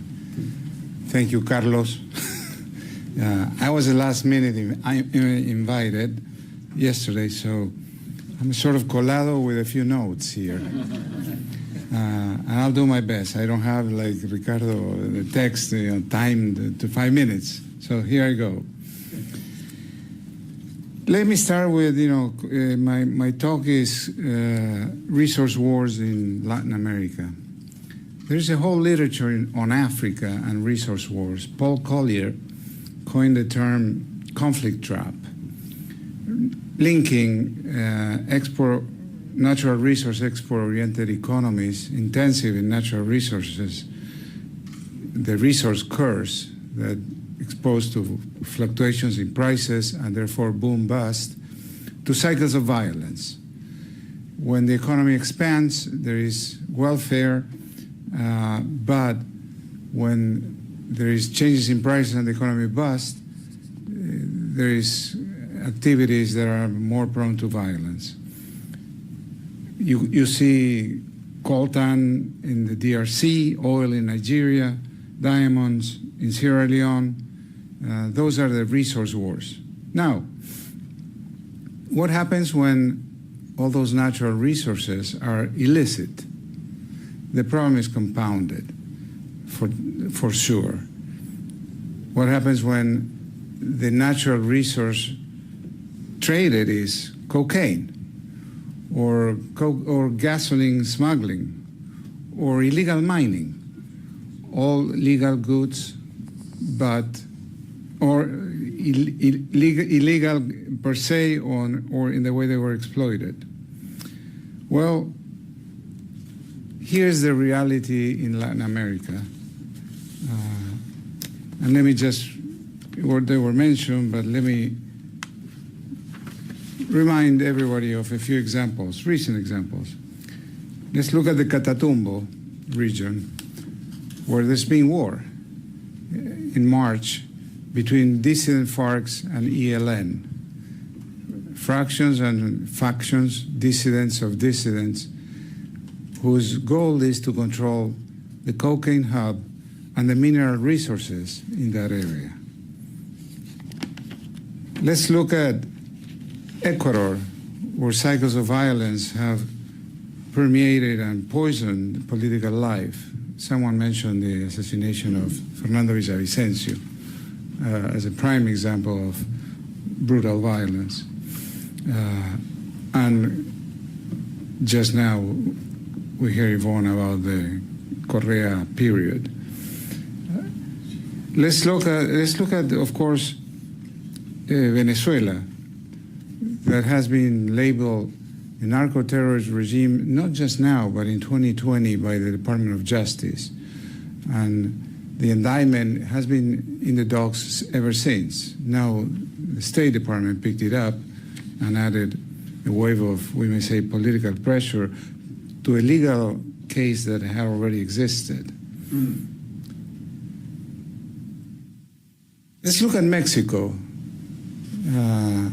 where it's a legend, the activities of the cartels. But think about this. Mexico is a federal country. Carlos talked about federalism. Mexico is a federal country, also very strong federalism. But how about the names of the cartels? It's a federal structure of cartel activities. Sinaloa, cartel. Jalisco, New Generation, cartel. New Michoacan Family, cartel. Well, the illegal activities reproduce the institutions of the country in a very, if you want, perverse way, in a very funny but perverse funny. But think about the future of our region. Think about lithium. A hub of lithium up in the Andes, Bolivia, Argentina, and Chile. A boom of no precedent, but cocaine growing and smuggling next door in Bolivia. Think about rare earth minerals. The DR presumably has the largest reserve of rare earth minerals in the world. If confirmed, it will be about 90% out of this world. That's a state, a normal state, but think about the neighbor. The deposits of rare earth minerals in the DR are in the Pedernales province, which is right next to Haiti, a state captured by criminal gangs. That's the reality of our region. We need to look at two things. First, states in charge of criminal organizations are no longer states. They are just criminal organizations. And to grant them political status is misleading. It serves to rehabilitate them, it serves to normalize them, and ultimately legitimize. Maduro is a dictator. That's a brutal authoritarian regime. That's good for them.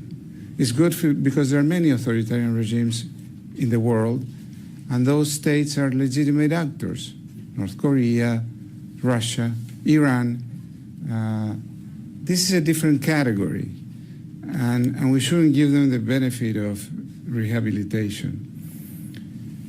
There is something else, and I'm concluding. This is a political regime. Crime is beyond corruption. Corruption has initially, or does initially, fuel and finance criminal activities, but it takes over. Corruption is not enough of a term because it's ultimately benign. Corruption refers to a public official who keeps 10% for his pocket. No, this is a different thing. This is a state, a parallel state. This is a different form of sovereignty. Let me conclude. In almost every country, with a paper I wrote recently, in almost every country of the region, the map of the state as a bureaucratic and legal apparatus has rarely overlapped with the political map. large swaths of statelessness in our continent. But in large regions of the region, the state is absent today. It is private actors, actually. Eduardo Gamarra mentioned the absentee state. It is private actors who administer justice, collect taxes, and control the means of violence. A corrupt version of all this, that is. Drug and human traffickers, guerrillas, illegal miners, and a conglomerate of all of these warlords compete with the state for territory and control, and ultimately, sovereignty. Now, you know that Latin America is the most violent region in the world, a region that SELAC in 2014 declared region of peace. Wishful thinking, for sure. 15 of the top 20 most homicidal cities in the world are in Latin America. And with 8.1% of the population, world population, Latin America accounts for 26% of the planet's violent deaths. That is the war, a war that we are losing day by day and that we are victimized day by day throughout the region. I remember years ago, well, it was Colombia, it was Medellin. Well, no, it's the region as a whole. And the wars is one more thing. Ricardo mentioned Chile and Tren de Aragua.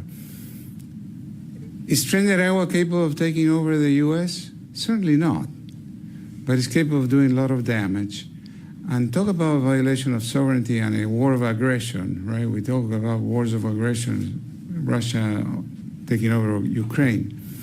But the operation, the Tren de Aragua in Chile, violating sovereignty, an aggression to the Chilean government, and committing a crime on an exile, which is a decision by the government to grant exile to somebody, Teniente Ojeda, is an example of that war.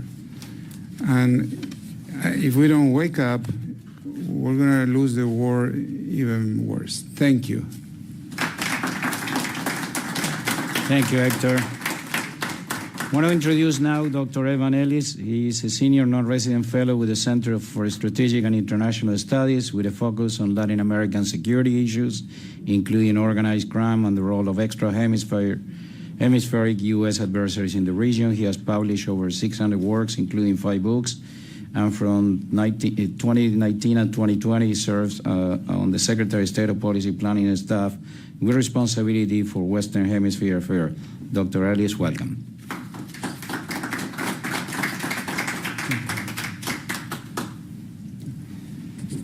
Well, first of all, it's not easy to be the last speaker after so many distinguished speakers have done so much good analysis. I think what I'm going to try to do is maybe touch on some new points, but also summarize much of what is said today. But first of all, also just recognizing the very high-level representation of my colleagues, and certainly I'd be remiss not to acknowledge, with President Mouad here, with President Pastrana here, with Vice President Santos here, with Ambassador Baki here, with Secretary General Almagro here. Just a real honor and very difficult to present new ideas with such a distinguished group, but I'm going to try.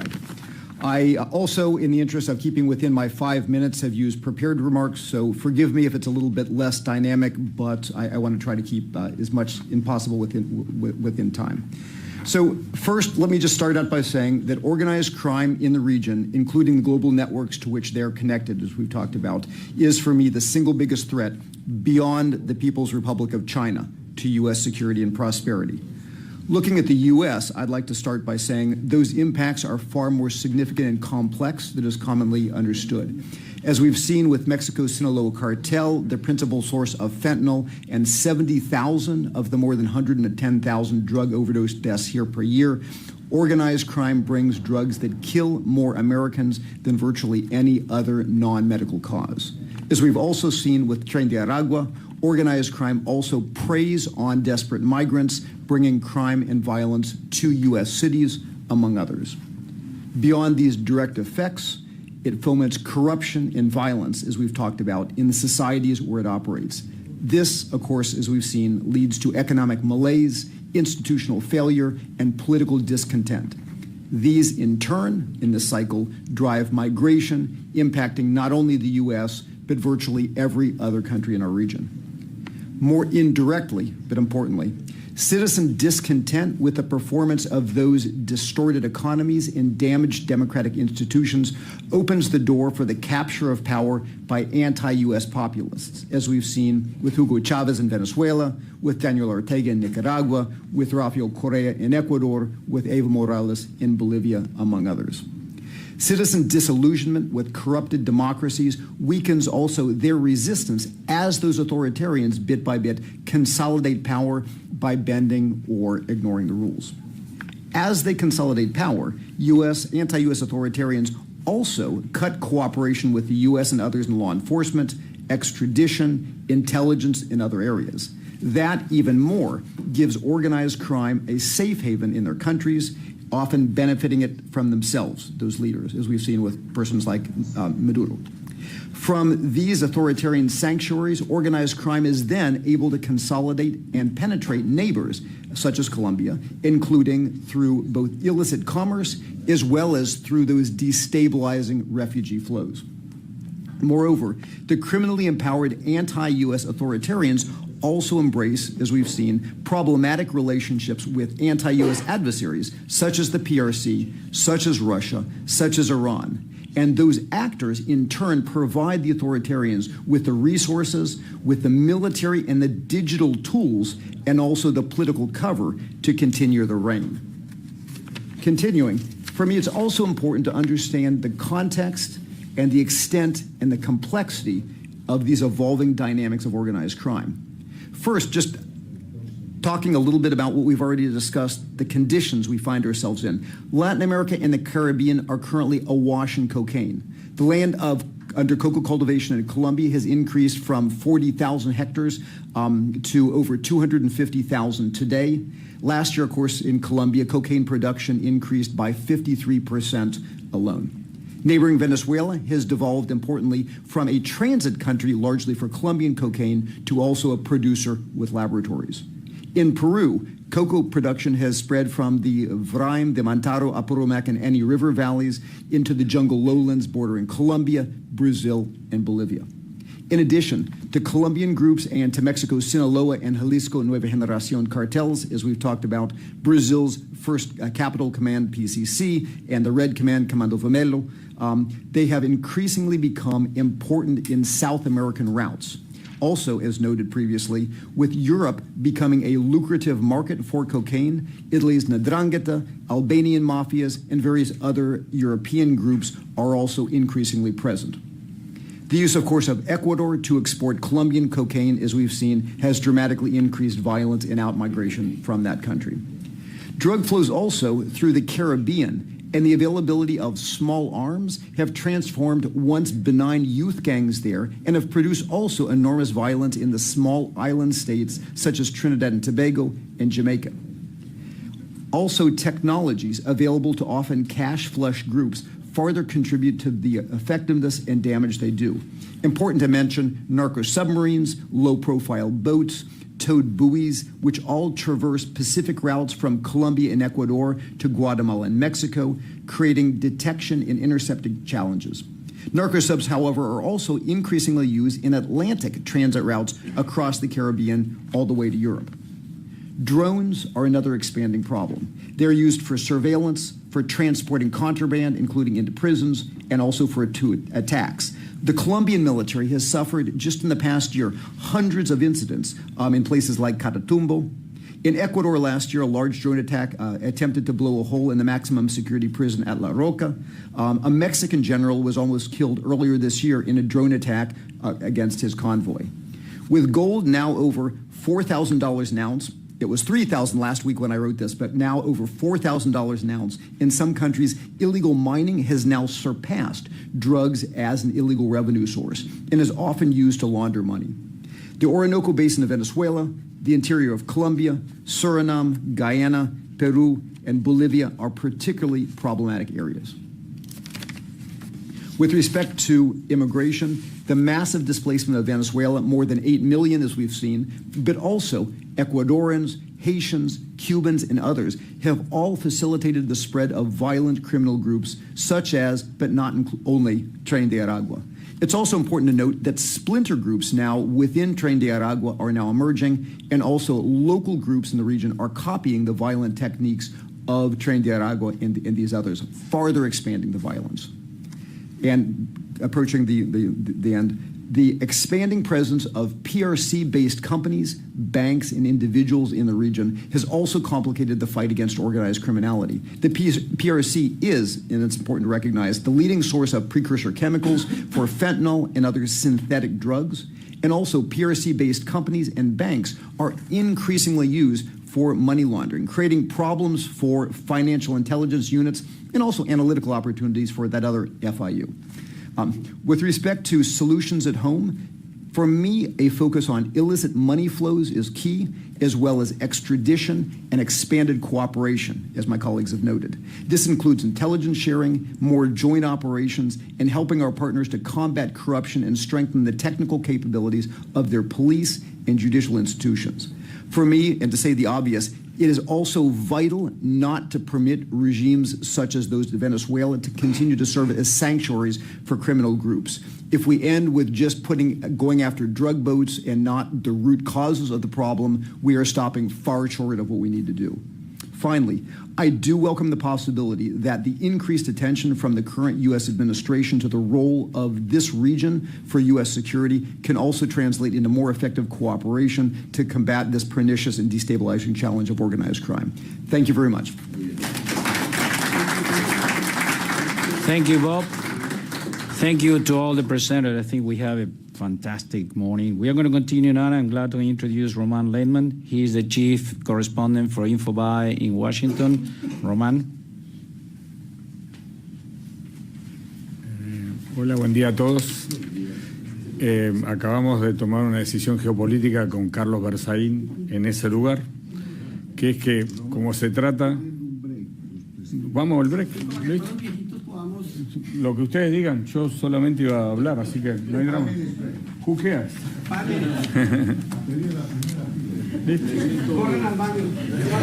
Yo no alcancé.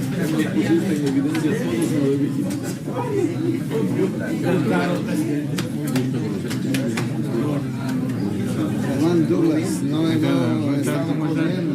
No, entiendo todo, olvídate, cuando no me contestaste, yo tenía que escribir la nota, me senté a escribir y la mandé. Yo entiendo.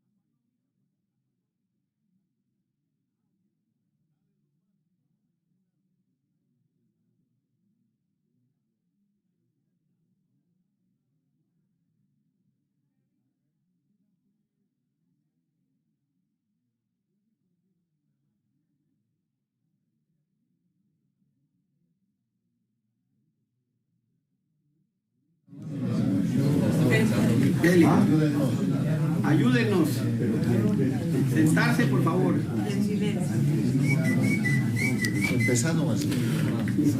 Cuando quieran, empezamos.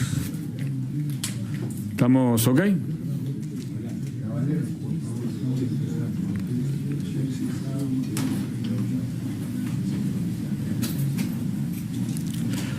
Bueno, lo que les decía antes que hiciéramos el break, Carlos tomó una decisión geopolítica que es, si vamos a hablar de crimen organizado en América Latina, bueno, hablemos en español, ¿no? Aunque sea el segundo bloque, honramos la lengua de Borges o Gabriel García Márquez o cualquiera de los autores que hayamos leído cuando éramos chicos. Así que gracias, Carlos, por la invitación. Nuestro primer orador en este bloque va a ser Francisco Santos. Para mí tiene una ventaja fundamental, que es periodista, entonces eso le da una categoría especial. Es un hombre de diálogo porque de alguna manera fue el que empujó los diálogos con la FARC. Sufrió un secuestro cuando Pablo Escobar era el líder más reconocido de los grupos criminales en la región y finalmente, haciendo honor a su vocación política, fue vicepresidente de Álvaro Uribe, o sea que tiene mucho para contar, mucho para explicar. Obviamente, tratándose de estadistas, uno no puede limitarlos el tiempo, pero apelando a su experiencia histórica, supongamos que estamos en Naciones Unidas o en el G20, por favor, no más de 8 minutos. Naciones Unidas son 15, pero como acá después todos tenemos que trabajar, además de esto, o sea, si pueden ser 8 o 10 minutos, sería fantástico. Así que, Francisco Santos, todo tuyo. Gracias. Bueno, ¿está prendido? Sí, muchas gracias. El narcotráfico hoy se ha convertido en la amenaza más grande a la democracia en el continente, no les quepa la menor duda. Y cuando miramos en perspectiva histórica, vemos que en los últimos 20 años el narcotráfico se cambió, y sobre todo el crimen organizado. Y se transformó y se ha convertido en esta amenaza gigante por 4 razones fundamentales. La primera, cuando Felipe Calderón ataca, que además tenía que hacerlo, a los carteles mexicanos, después de décadas en las que los gobernantes miraban para otro lado y el narcotráfico enquistado en México hacía lo que le daba la gana, los narcos mexicanos dicen, venga, yo necesito empezar a desarrollar nuevos mercados y se empiezan a meter por toda América Latina. Hoy operan desde el Río Grande hasta la Patagonia, sobre todo en el Pacífico. ¿Y qué hacen esos carteles mexicanos?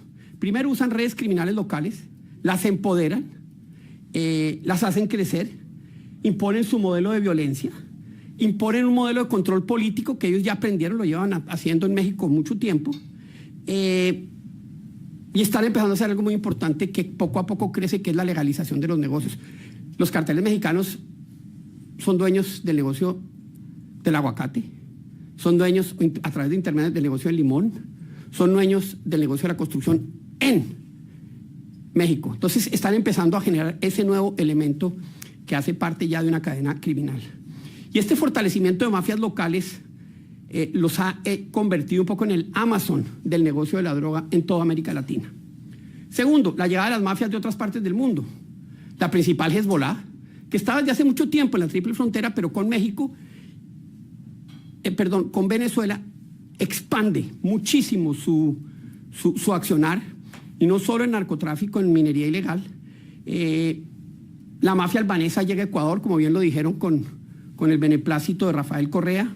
La mafia rusa se instala en Venezuela. Y ojo que la mafia china está creciendo y creciendo y creciendo su presencia en América Latina. Lavado de activos. Muchos están operando desde México hasta Argentina.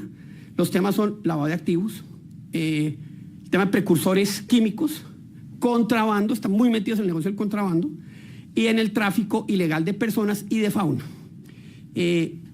Todas estas nuevas organizaciones criminales cada vez están trabajando de una manera más compenetrada, y ojo que los chinos, los rusos y los iraníes tienen también un elemento geopolítico y geoestratégico a su accionar. Tercero, la consolidación de narcoestados. Venezuela es el mejor caso. Ahí operan libremente todas estas mafias anteriormente mencionadas, y hay que sumarle los carteles colombianos, especialmente el cartel del Golfo, hay que sumarle la FARC y el ELN, que operan con toda tranquilidad desde allá. Y claramente el cartel de los soles, que es un instrumento que creó Chávez hace 20 años, poco más de 20 años, o sea, hace más de 20 años, y esto es creación de Chávez, esto no es que se lo inventaron, y lo consolida Maduro y su cleptocracia mafiosa. Lo que pasó en Colombia, no podemos olvidarnos de lo que pasó en Colombia. El presidente Santos en el 2013 para el Plan Colombia, y de 40.000 hectáreas al 2018 pasamos a 200.000. Desmontó toda la lucha antinarcóticos en Colombia. El presidente Duque desafortunadamente no hizo mucho para reducirlo, y tenemos ahora a Petro, que es el mejor aliado de los narcotraficantes. Los saca de las cárceles y los lleva a eventos públicos donde él está. Les tiene un proyecto de ley que les genera unas garantías y unas amnistías, prácticamente amnistías que son aterradoras. La coca pasó de 200.000 hectáreas, Duque la mantuvo en 200.000, no es un gran trabajo, tengo que ser serio, a 270 estar ahora. Y la producción de coca pasó de más o menos 1.600 toneladas métricas a 2.700 toneladas métricas en este gobierno. O sea, el mejor amigo de los narcos y los criminales se llama Gustavo Petro. Y México es casi un narcoestado, contrario a lo que dice mi querida amiga Beatrice. En la mitad de los estados mexicanos, los narcos son los que ponen gobernador, ponen alcalde, usted se puede mover para allá, usted no se puede mover. Como les decía antes, controlan estas industrias. Obviamente es un país demasiado grande que es demasiado poderoso, entonces esto a veces se pierde, pero con la política de abrazos y no balazos de AMLO, se integró esta criminalidad organizada a un proyecto político, el de Morena, que es lo que Petro quiere hacer en Colombia con los narcos. Ojo, esto ya viene de antes, y esto tiene, digamos, ese nuevo instrumento. Y cuarto, igualmente importante, la complicidad de Estados Unidos. Ayer hablábamos sobre cómo mucho de lo que hicieron en Bolivia lo desmontaron, pero afortunadamente hoy el presidente Trump entendió que esta es una amenaza de interés nacional y que estas son organizaciones criminales transnacionales terroristas. Es un cambio gigantesco en la lucha contra el narcotráfico, y eso es muy importante. Pero quiero darle dos ejemplos de mi país de cómo Estados Unidos fue cómplice. Primero, cuando Santos desmontó el Plan Colombia y pasaron las hectáreas en 5 años de 40.000 a 100.000, ¿dijeron algo? Nada. Obama fue cómplice, la administración Obama fue cómplice de ese proceso, que entre otras, ustedes los ecuatorianos están viviendo las consecuencias, porque el 70% de ese cultivo está en la frontera con ustedes y todo ese narcotráfico se fue para allá. Y lo segundo, cuando llega Petro, Biden dice, ay, ya no vamos a medir más las hectáreas de coca. ¿Qué pasa? De 200.000 a 270.000. Eso es parte de las decisiones que no pueden tener los países cuando un proyecto que ya demostró que es exitoso, como lo fue el Plan Colombia, necesita que se mantenga, que trascienda, y Estados Unidos debe ser uno de los instrumentos más importantes en mantener esa dirección y no cambiarla, por cierto. Y quiero terminar con un qué viene, pero qué viene para mi país, para Colombia, en términos de lucha contra las drogas. Por primera vez la tecnología es la gran aliada, porque usted con drones puede generar una fumigación gigantesca de todos los cultivos de coca a un costo infinitamente menor que volar aviones y volar helicópteros, y a un costo humano infinitamente menor, y además sin el tema de aspersión, daño ambiental, porque usted casi que lo focaliza. Obviamente hay que tener una política social muy agresiva en ese sentido, porque usted tampoco puede dejar a los campesinos, sí, ir contra los narcos, para los campesinos sin que vivir, pero los drones son hoy un instrumento fundamental, que si usted le suma lo que Estados Unidos está sacando ahorita, que es un avión solar, que puede permanecer volando meses sin tener que aterrizar, y usted le coloca todo tipo de radares e instrumentos que le guíen, puede controlar ríos. Imagínense un avión de esos por todo el Pacífico colombiano, la belleza de lo que podría hacer.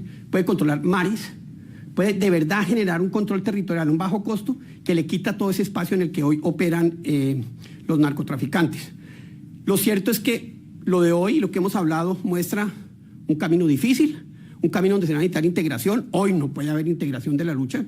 Petro no le va a jalar a nada de eso, a pesar de que usted tiene un presidente que lo haría en Ecuador, yo creo que en Perú también, en Argentina lo harían, pero usted necesita voluntad política que hoy el gobierno colombiano no tiene. Muchas gracias. ¿Me pasé?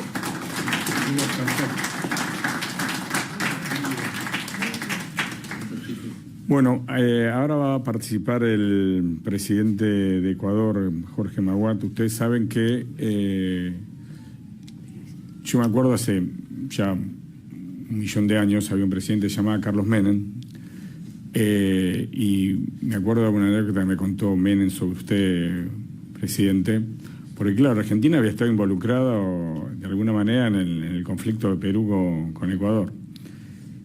Y él al final fue a la firma que usted empujó para el acuerdo de paz. Y yo decía, pero presidente, o sea, sabemos lo que pasó con las armas. ¿Usted va a la firma del acuerdo? Me dice, sí, por supuesto, porque el presidente de Ecuador es buenísimo, Román. Y bueno, así que me acordé cuando me confirmaron que usted venía, me acordé y me parece un hecho absolutamente destacado, teniendo en cuenta además que sufrió un golpe de Estado en una situación muy compleja. Si apelamos a la memoria de cada uno de nosotros, se cayeron los commodities, había crisis doméstica y los militares, en lugar de responder a la Constitución, hicieron el golpe de Estado. Así que el piso suyo es su momento, presidente.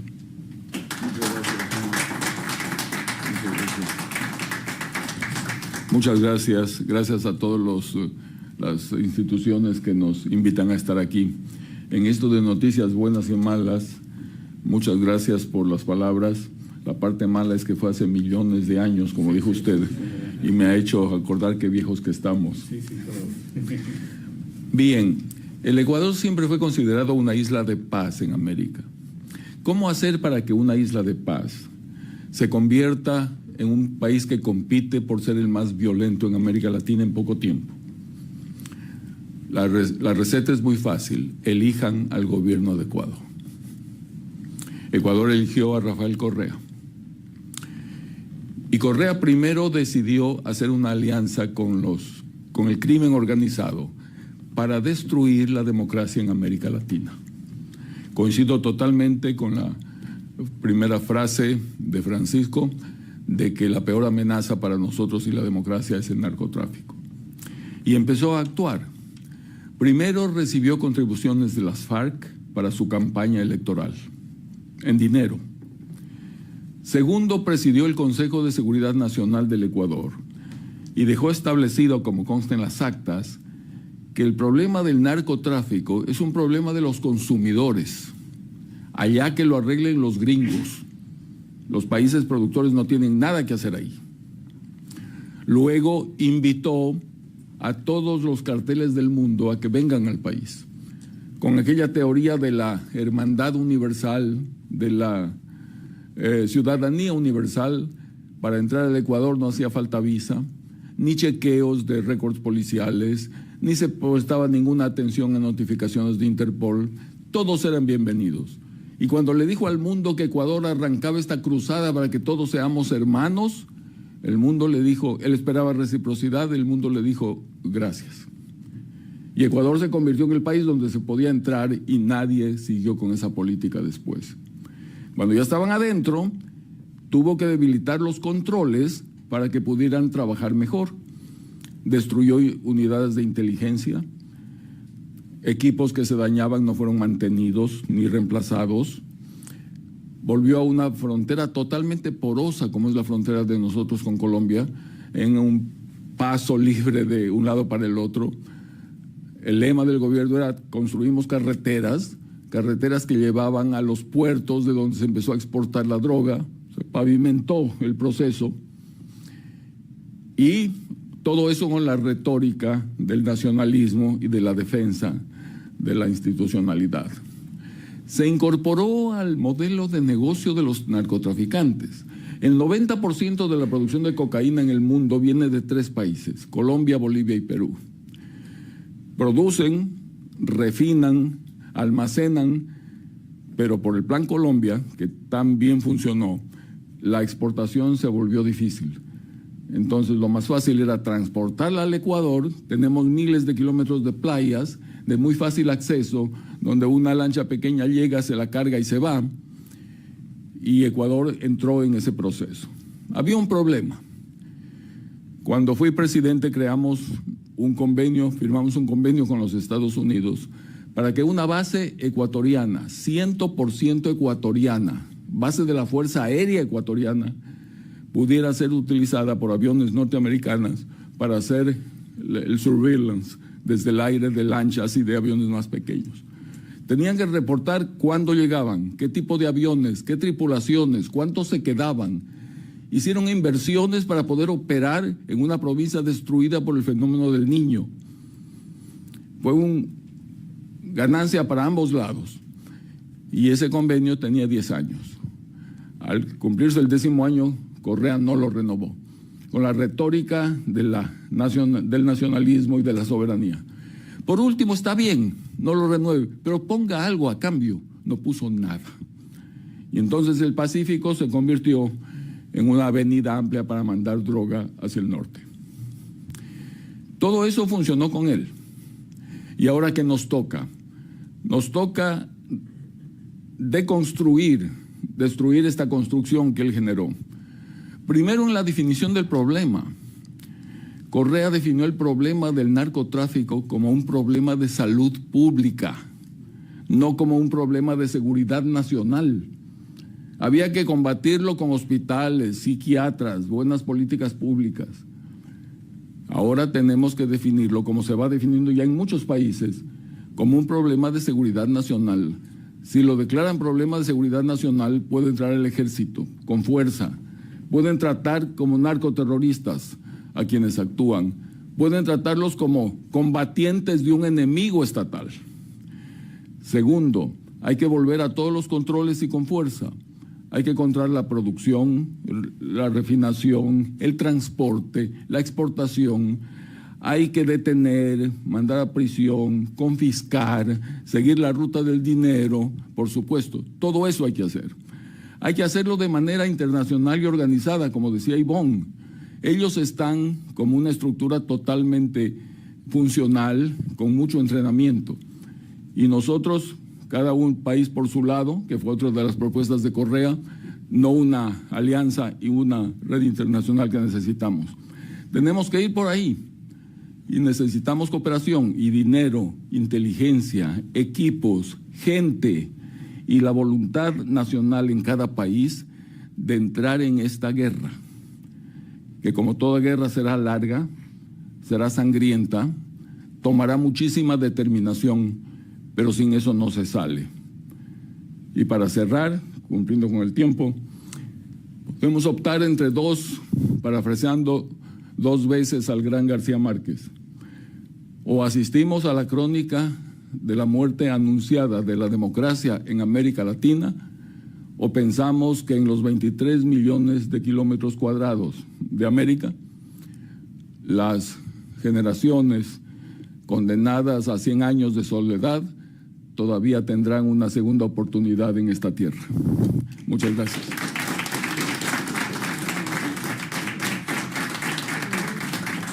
Bueno, usando, como dijo el presidente Gabriel García Márquez, podemos plantearnos en ese contexto que en realidad es como el amor en los tiempos de cólera, que tuvo una segunda oportunidad, ¿no? Se subió al barco, iban y venía, Daza y su novia de la adolescencia, al final se encontraron.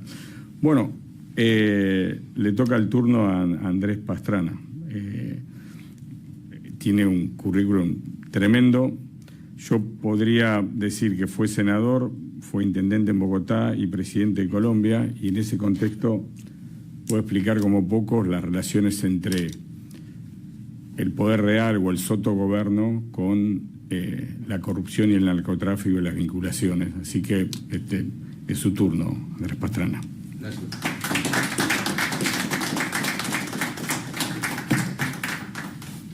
Bueno, yo también me siento muy orgulloso de haber sido periodista, colega de Pacho y tuyo también, ¿no? Sí, ¿Ah? me honra. Sí. Yo vine de casualidad. A ver, Carlos nos dijo que teníamos que ser muy cortos, así que yo me permití escribir algo. Quiero primero agradecer al Inter-American Institute for Democracy, a Informate, FIU y a la Universidad Austral por esta invitación. Y Carlos, muchas gracias por haber pensado en nosotros.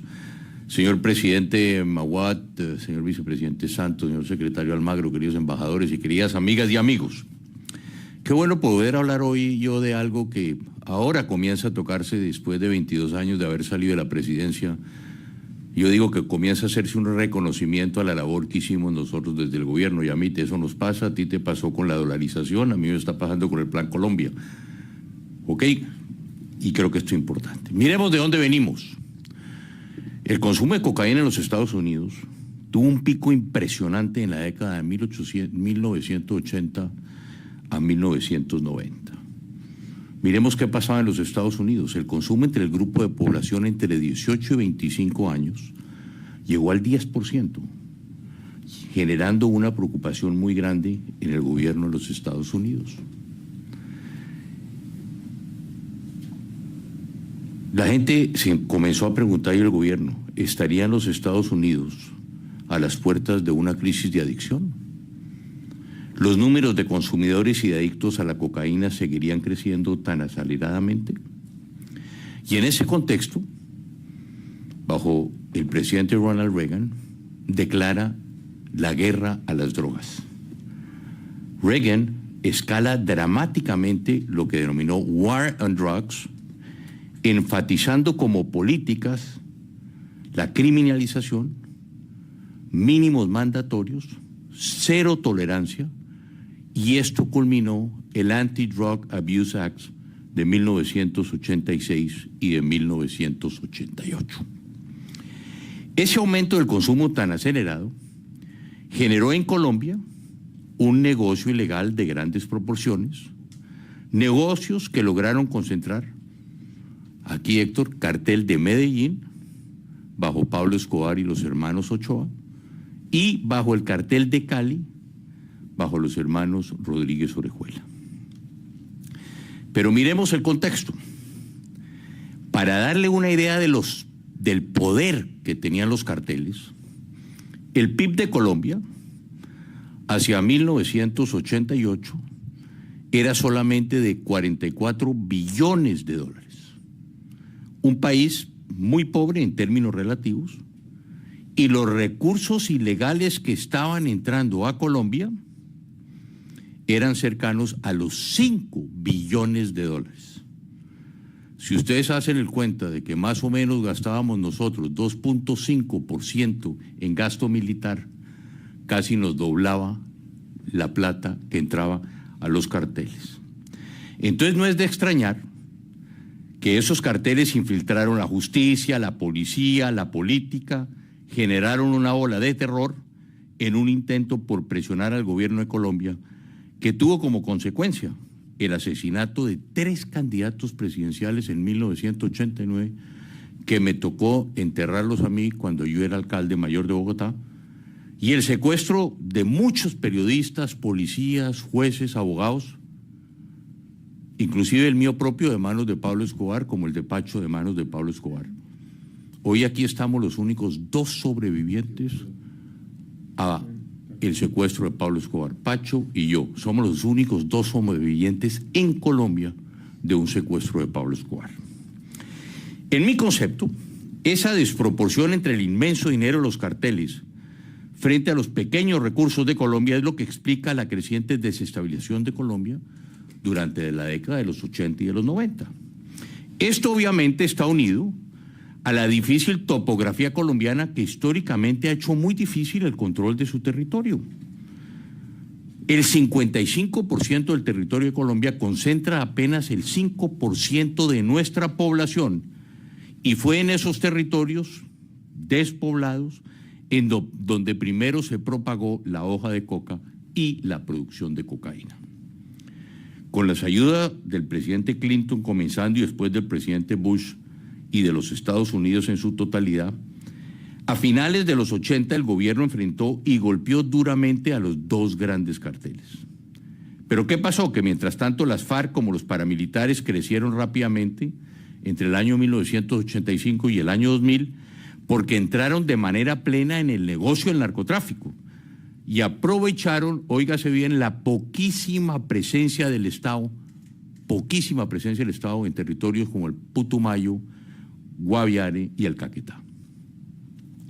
Ya para el año 1988, cuando fui elegido presidente de Colombia, había 180.000 hectáreas de coca sembradas.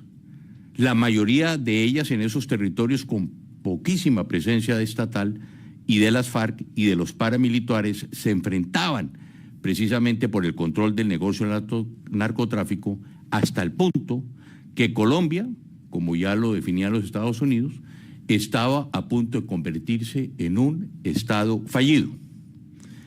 ¿Qué pasó? Me ideo el Plan Colombia, le presento al presidente Clinton, reitero, y después al presidente Bush,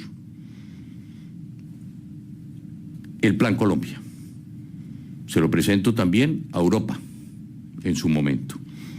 ¿Qué pasó? Que el Plan Colombia, logró ese cambio importantísimo en esa tendencia de violencia y narcotráfico.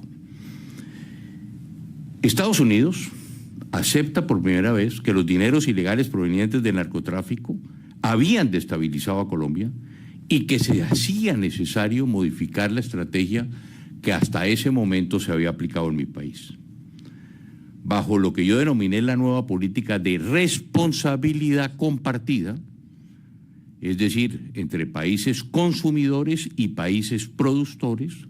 Se buscó conseguir recursos suficientes para enfrentar esa escalada de violencia y la producción y el tráfico de cocaína. Como yo le dije en la primera reunión al presidente Clinton, yo soy el mayor productor de coca, usted es el mayor consumidor. Yo soy un país pobre, usted es un país rico. Usted pondrá recursos y yo pondré recursos. Entonces, el Plan Colombia no solamente aumentó los recursos que Colombia destinó a ¿qué? Fortalecimiento de su ejército y de su policía fundamentalmente, sino que además para este proceso buscamos cómo y de qué forma podíamos tener los dineros de Europa. Al final, Europa no aportó los recursos. Sin embargo, el Plan Colombia logró sumar cerca de 7 billones de dólares en los primeros 4 años y cerca de 13 billones de dólares en los siguientes 5 años. Pero además de los mayores recursos, ¿qué necesitábamos?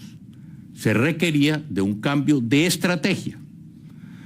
Hasta 1998, la política de los Estados Unidos para Colombia se había concentrado solo en la fumigación con glifosato, bajo la teoría que era más fácil destruir la hoja de cocaína en los cultivos que atrapar 1 kilo de cocaína refinada en la inmensa frontera de los Estados Unidos. Eso era lo que se trataba. ¿Cómo vamos a la fuente? Pero esta política no había logrado su objetivo y los cultivos seguían creciendo. Con el Plan Colombia, los recursos para enfrentar el narcotráfico se multiplicaron por 10.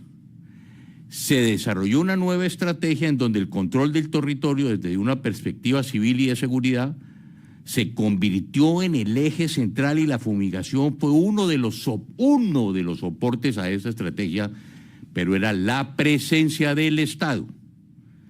El Plan Colombia combinó estratégicamente, primero, brigadas antinarcóticos, unas brigadas equipadas para darle gran movilidad, el fortalecimiento de las instituciones locales, el fortalecimiento de la interdicción, la sustitución de cultivos y la fumigación para lograr en pocos años derrotar en forma contundente a los grupos violentos, tanto a los paramilitares como a las FARC, y reducir los cultivos ilícitos en 2 años de 180.000 a 90.000 y al finalizar el gobierno del presidente Uribe a 40.000 hectáreas. Esto es un éxito sin precedentes en la lucha contra el narcotráfico.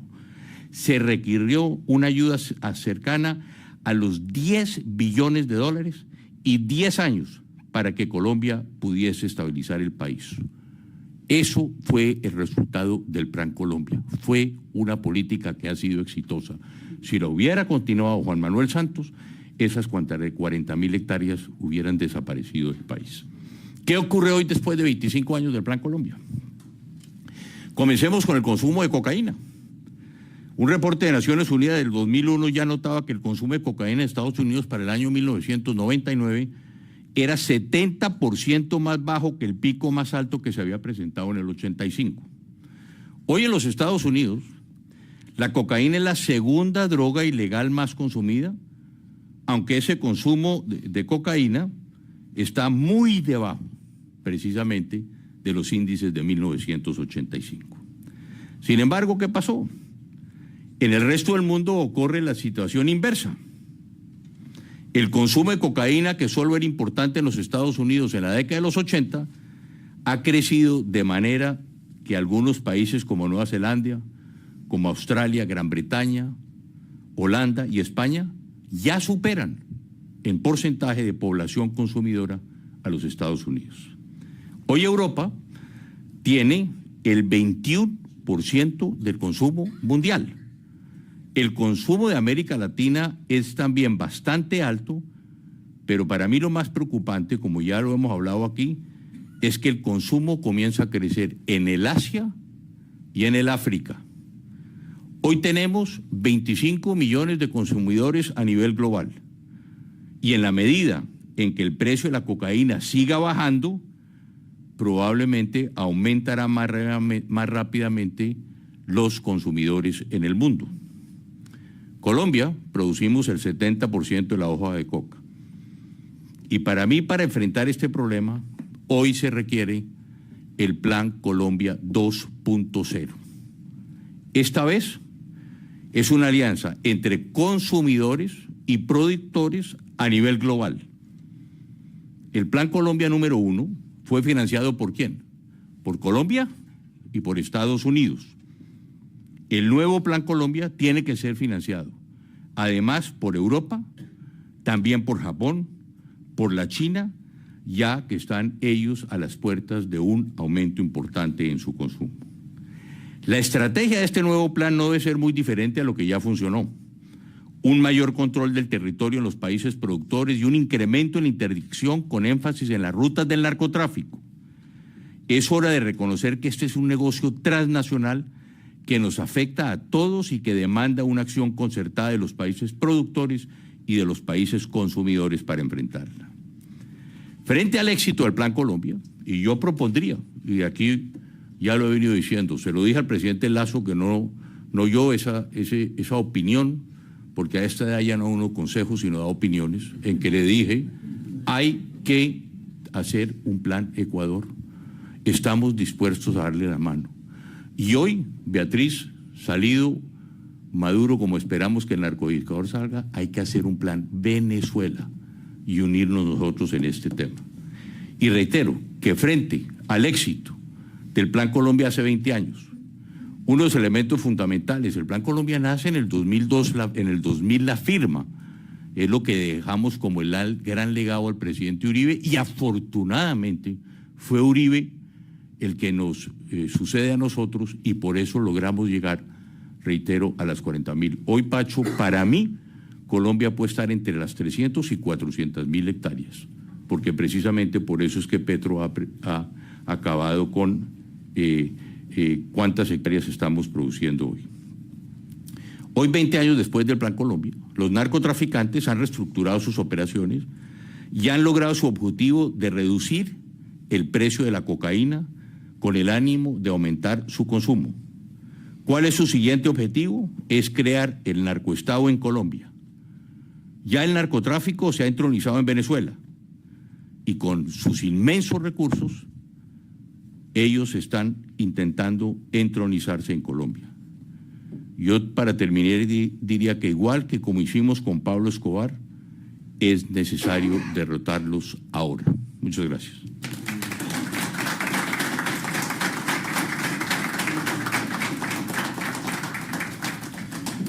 Como último panelista de este bloque, luego Carlos va a hacer los comentarios finales, le toca el turno a Luis Almagro. Yo quiero decir solo una cosa a partir de mi experiencia profesional con él, o sea, como canciller o como embajador en China, como secretario general de la OEA, fue el primero en un organismo multilateral que dijo guarda con Venezuela. Guarda con Venezuela. Y ahora su opinión está reivindicada porque hay un plan Venezuela en marcha por la decisión de Donald Trump. Así que, Luis, todo tuyo.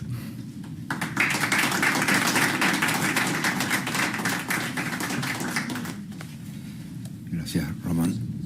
Gracias, presidentes, vicepresidente, amigas, amigos, colegas. Gracias al Instituto, gracias a Sánchez Berzaín, querido amigo, por esta invitación. Los ataques a la democracia.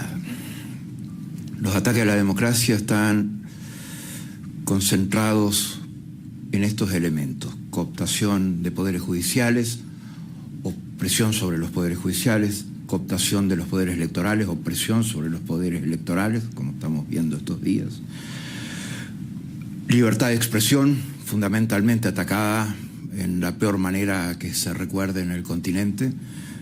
Esta es la región que mata más periodistas en el mundo, es la región que mata más activistas sociales, ambientales y de derechos humanos en el mundo. Y el ataque a los derechos humanos. Todos estos son elementos que se cruzan todo el tiempo entre dinámicas del Estado y el crimen organizado. El crimen organizado corta prácticamente cada uno de estos puntos. O sea, en la materia de violación de derechos humanos, hoy el sistema interamericano está completamente atrasado. Los principales violadores de derechos humanos, salvo en los casos de las 3 dictaduras, Cuba, Nicaragua y Venezuela, es el crimen organizado. Es el que está a cargo de las principales masacres en la región, secuestros y torturas. Son actividades permanentes del crimen organizado para fortalecer su dinámica de negocios. Definitivamente, sí, en cada uno de estos campos se cruza también algo que corta transversalmente los estados, y es la corrupción, que es lo que permite al crimen organizado permear y vincularse con dinámicas estatales y lograr resultados de administración pública o de ejecución de políticas. Ejecución de políticas que llevan obviamente a mejor posicionamiento del crimen organizado, como señalaron acá los que expusieron antes. O sea, cuando se eliminan controles, se hacen políticas de ablandamiento, cuando se hacen políticas de paz, es paz para los narcotraficantes, no es paz para la ciudadanía, no es paz para el ciudadano común o la ciudadana común. Cuba, Nicaragua, Venezuela son estados que viven en una permanente dinámica de apoyo y gestión del crimen organizado, lo cual uno en estos tiempos encuentra las paradojas todas expuestas. Por ejemplo, resulta que si el crimen organizado actúa en conjunto, eso es solidaridad latinoamericana. Pero si se ataca el crimen organizado, entonces es intervencionismo. Si el crimen organizado es el que defiende la soberanía, parece. Y el ataque al crimen organizado es un ataque a la soberanía. Se van dando paradojas una atrás de la otra. No tenemos que olvidarnos que Cuba fue el primer narcoestado en la región, que salió del hoyo ejecutando a héroes de la revolución para calmar las cosas con Estados Unidos, porque definitivamente le habían dicho, por este lado, no, esto es lo que no vamos a tolerar nunca. Y eso definitivamente llevó a que es muy difícil que un gramo de cocaína pase por la isla, pero sí todos los asociados de los gobernantes de la isla están vinculados al crimen organizado, sean ELN, sean las FARC, sean los disidentes de las FARC, sea el narcoestado de Venezuela. O sea, todos los asociados están vinculados al crimen organizado, pero ellos no pasan ningún gramo por la isla como contención para mantenerse limpios. el tema de Venezuela nos ha llevado también a otras paradojas. O sea, prácticamente había que asegurar libre navegación y libre sobrevuelo al narcotráfico. Porque, o sea, prácticamente el ataque a cualquier embarcación que llevara drogas es como un ataque, es un crimen de lesa humanidad, lo cual es algo absurdo. O sea, aquí mismo, si el policía da 3 veces la voz de alto, yo más vale que me detenga. O sea, es bastante lógico. Si un criminal pretende darse a la fuga, bueno, como que tiene que atenerse a las consecuencias respecto a eso. Estamos en un proceso de reversión. Hay algo que ya funcionó contra el crimen organizado y que era algo crucial y fundamental. O sea, hubo un momento que se produce el éxodo venezolano.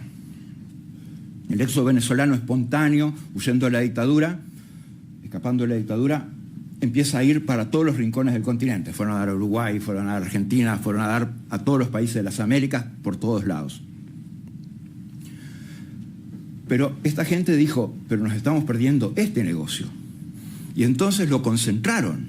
Y entonces todos los venezolanos que habían salido o estaban saliendo todavía, ahora no pueden ir a cualquier lado de las Américas. Todos van a ir por acá, por el Darién, hacia arriba, hacia la frontera sur con Estados Unidos, para generar 2 impactos políticos, en el Darién y en la frontera sur. Eso se cortó en la frontera sur y se cortó en el Darién. O sea, ha habido una reversión de la acción del crimen organizado, tráfico de personas, trata de personas, que tuvo un impacto inmediato y que ya, digamos, ese negocio quedó prácticamente clausurado. Y ahora es el turno del narcotráfico, lo cual implica una acción que tiene que ser cada vez más coordinada, pero o sea, es neutralizando, digamos, y tomando los mejores ejemplos del Plan Colombia, que fue el plan que funcionó. O sea, que tiene un elemento fundamental, que es la, digamos, por decirlo de una manera, la tercerización de la justicia. O sea, cuando está todo permeado, la justicia, por todos lados, fiscales, por todos lados, entonces tienen que ser juzgados en otro lado. Y traer a todos los delincuentes a ser juzgados acá es lo que revirtió el proceso en Colombia y revirtió el proceso en Panamá también en su momento con la operación Justa Causa. Entonces, sí, obviamente que tenemos que seguir trabajando para fortalecer la democracia, pero para fortalecer la democracia es fundamental, en primer lugar, erradicar a las 3 dictaduras, porque son los santuarios de la droga en este continente, y del crimen organizado en todas sus manifestaciones. Y una vez accionado estos mecanismos, obviamente tenemos que tendremos mejores capacidades de tener instituciones más fuertes y menos permeables, menos corrompibles y con un efecto sobre la sociedad que es inmediatamente beneficioso, porque en ese uno lo ve en el resultado del Plan Colombia. Se detienen las masacres, se detienen los ataques terroristas, se detienen los secuestros. O sea, tiene un efecto inmediato y un beneficio para la gente. Fundamentalmente es eso. Obviamente que el tema da para más de 5 minutos, creo. Gracias.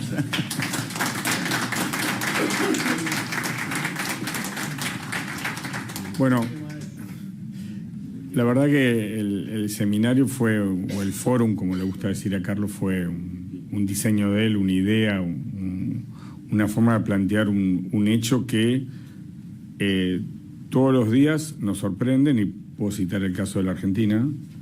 El primer candidato a diputado por el oficialismo en el principal distrito para los comicios del 26 de octubre, que se llamaba José Luis Esper, porque no es más candidato, está siendo investigado por sus presuntas vinculaciones con un narcotraficante. O sea, entonces me parece que este hecho tan complejo para la actual etapa democrática de la Argentina termina de reivindicar el sentido que planteó Carlos para este fórum, que es el cruce entre la región y el crimen organizado y la democracia. Así que, Carlos, escuchamos tus palabras de cierre en el foro.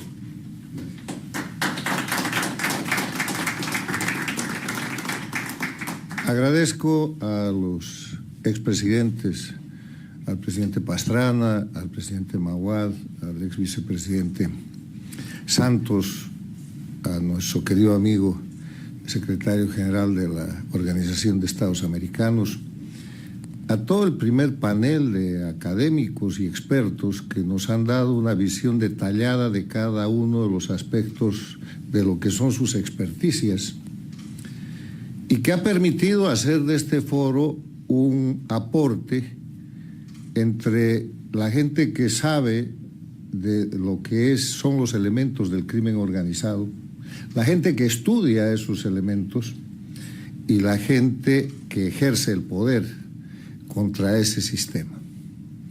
Gracias de verdad, gracias a FIU, a Infobae, a la Universidad Austral, por habernos acompañado en este seminario, que es la segunda parte de uno que hicimos en Buenos Aires el 2 de julio pasado, sobre la misma temática, donde varios de los estadistas que están aquí presentes pudieron acompañar. El foro Crimen Organizado y Democracia en América Latina ofrece un conjunto de conclusiones que voy a resumir con algunos comentarios y aportes personales. Primero, el eje de confrontación en las Américas y en el mundo, o sea, por qué chocan los poderes fácticos, es hoy día el que se presenta entre el crimen y la democracia. Y ese es el eje de confrontación de este siglo, solo que ahora se ve con claridad. El año 1999 había una sola dictadura en las Américas, la de Cuba, que agonizaba en su periodo especial, y llegó Hugo Chávez y la recreó y la dictadura se expandió. Y se expandió con un eslogan de marca política, socialismo del siglo XXI, y llegó a controlar bajo su modelo a Venezuela, a Nicaragua, a Bolivia y al Ecuador, que pasó por ahí por más de 10 años y que está en proceso de retirada. Ese crimen organizado tomó el poder político, ese crimen organizado controla gobiernos, ese crimen organizado, y en esto yo quiero establecer una diferencia que no es semántica, tiene que ver con que si los gobiernos del socialismo del siglo XXI, los regímenes del socialismo del siglo XXI usan el crimen organizado o son el crimen organizado. Hoy día, Cuba, Venezuela, Bolivia y Nicaragua son narcoestados, no de hoy día, de hace rato, porque un narcoestado se define como aquel país en el que los funcionarios de gobierno hacen uso de sus potestades gubernamentales para participar en alguna de las etapas del narcotráfico. Cultivo de coca, promoción del cultivo de coca. En Bolivia han hecho partido político con las federaciones de productores de coca y de cocaína, están en el poder. Gestión en lo que es el transporte y el tráfico. El hub más importante del narcotráfico es Venezuela. Nicaragua no se quita de ahí, agregando lavado de dinero. Y la dirección de esto es la dictadura de Cuba, que, para dato, nomás en los últimos 8 años le han interceptado 2 buques, uno con 10 toneladas y el otro con 25 toneladas de cocaína, embarcados desde el puerto de Mariel de Cuba. ¿Desde cuándo Cuba tiene producción de cocaína en la isla para poder exportar esas cantidades de droga? De repente eso explica el vuelo semanal de BOA, la empresa estatal boliviana, que vuela desde Bolivia a Cuba y no se sabe quién va ni qué cosa sucede. O sea, primer punto, el eje de confrontación en las Américas es entre el crimen y la democracia. El segundo punto, si me permites, Rodrigo, gracias. El segundo punto, el instrumento de ataque es algo que hoy día se conoce como guerra híbrida. La guerra híbrida es una expresión, es un concepto que refleja cualquier forma de agresión en contra de un país, de una democracia, con el propósito de debilitarla. Y los instrumentos de la guerra híbrida hoy día son el narcotráfico, la migración forzada, el terrorismo, la trata de personas, la desestabilización de gobiernos, el calentamiento de la calle, la participación política. Resulta que estas dictaduras del socialismo del siglo XXI van a los países con democracia, instalan proyectos políticos y ganan elecciones. Y de esa manera aparece el concepto de lo que se llama los gobiernos paradictatoriales, que son gobiernos en países democráticos, elegidos democráticamente, pero que le deben el haber llegado a la toma del poder, a la toma del gobierno, al socialismo del siglo XXI.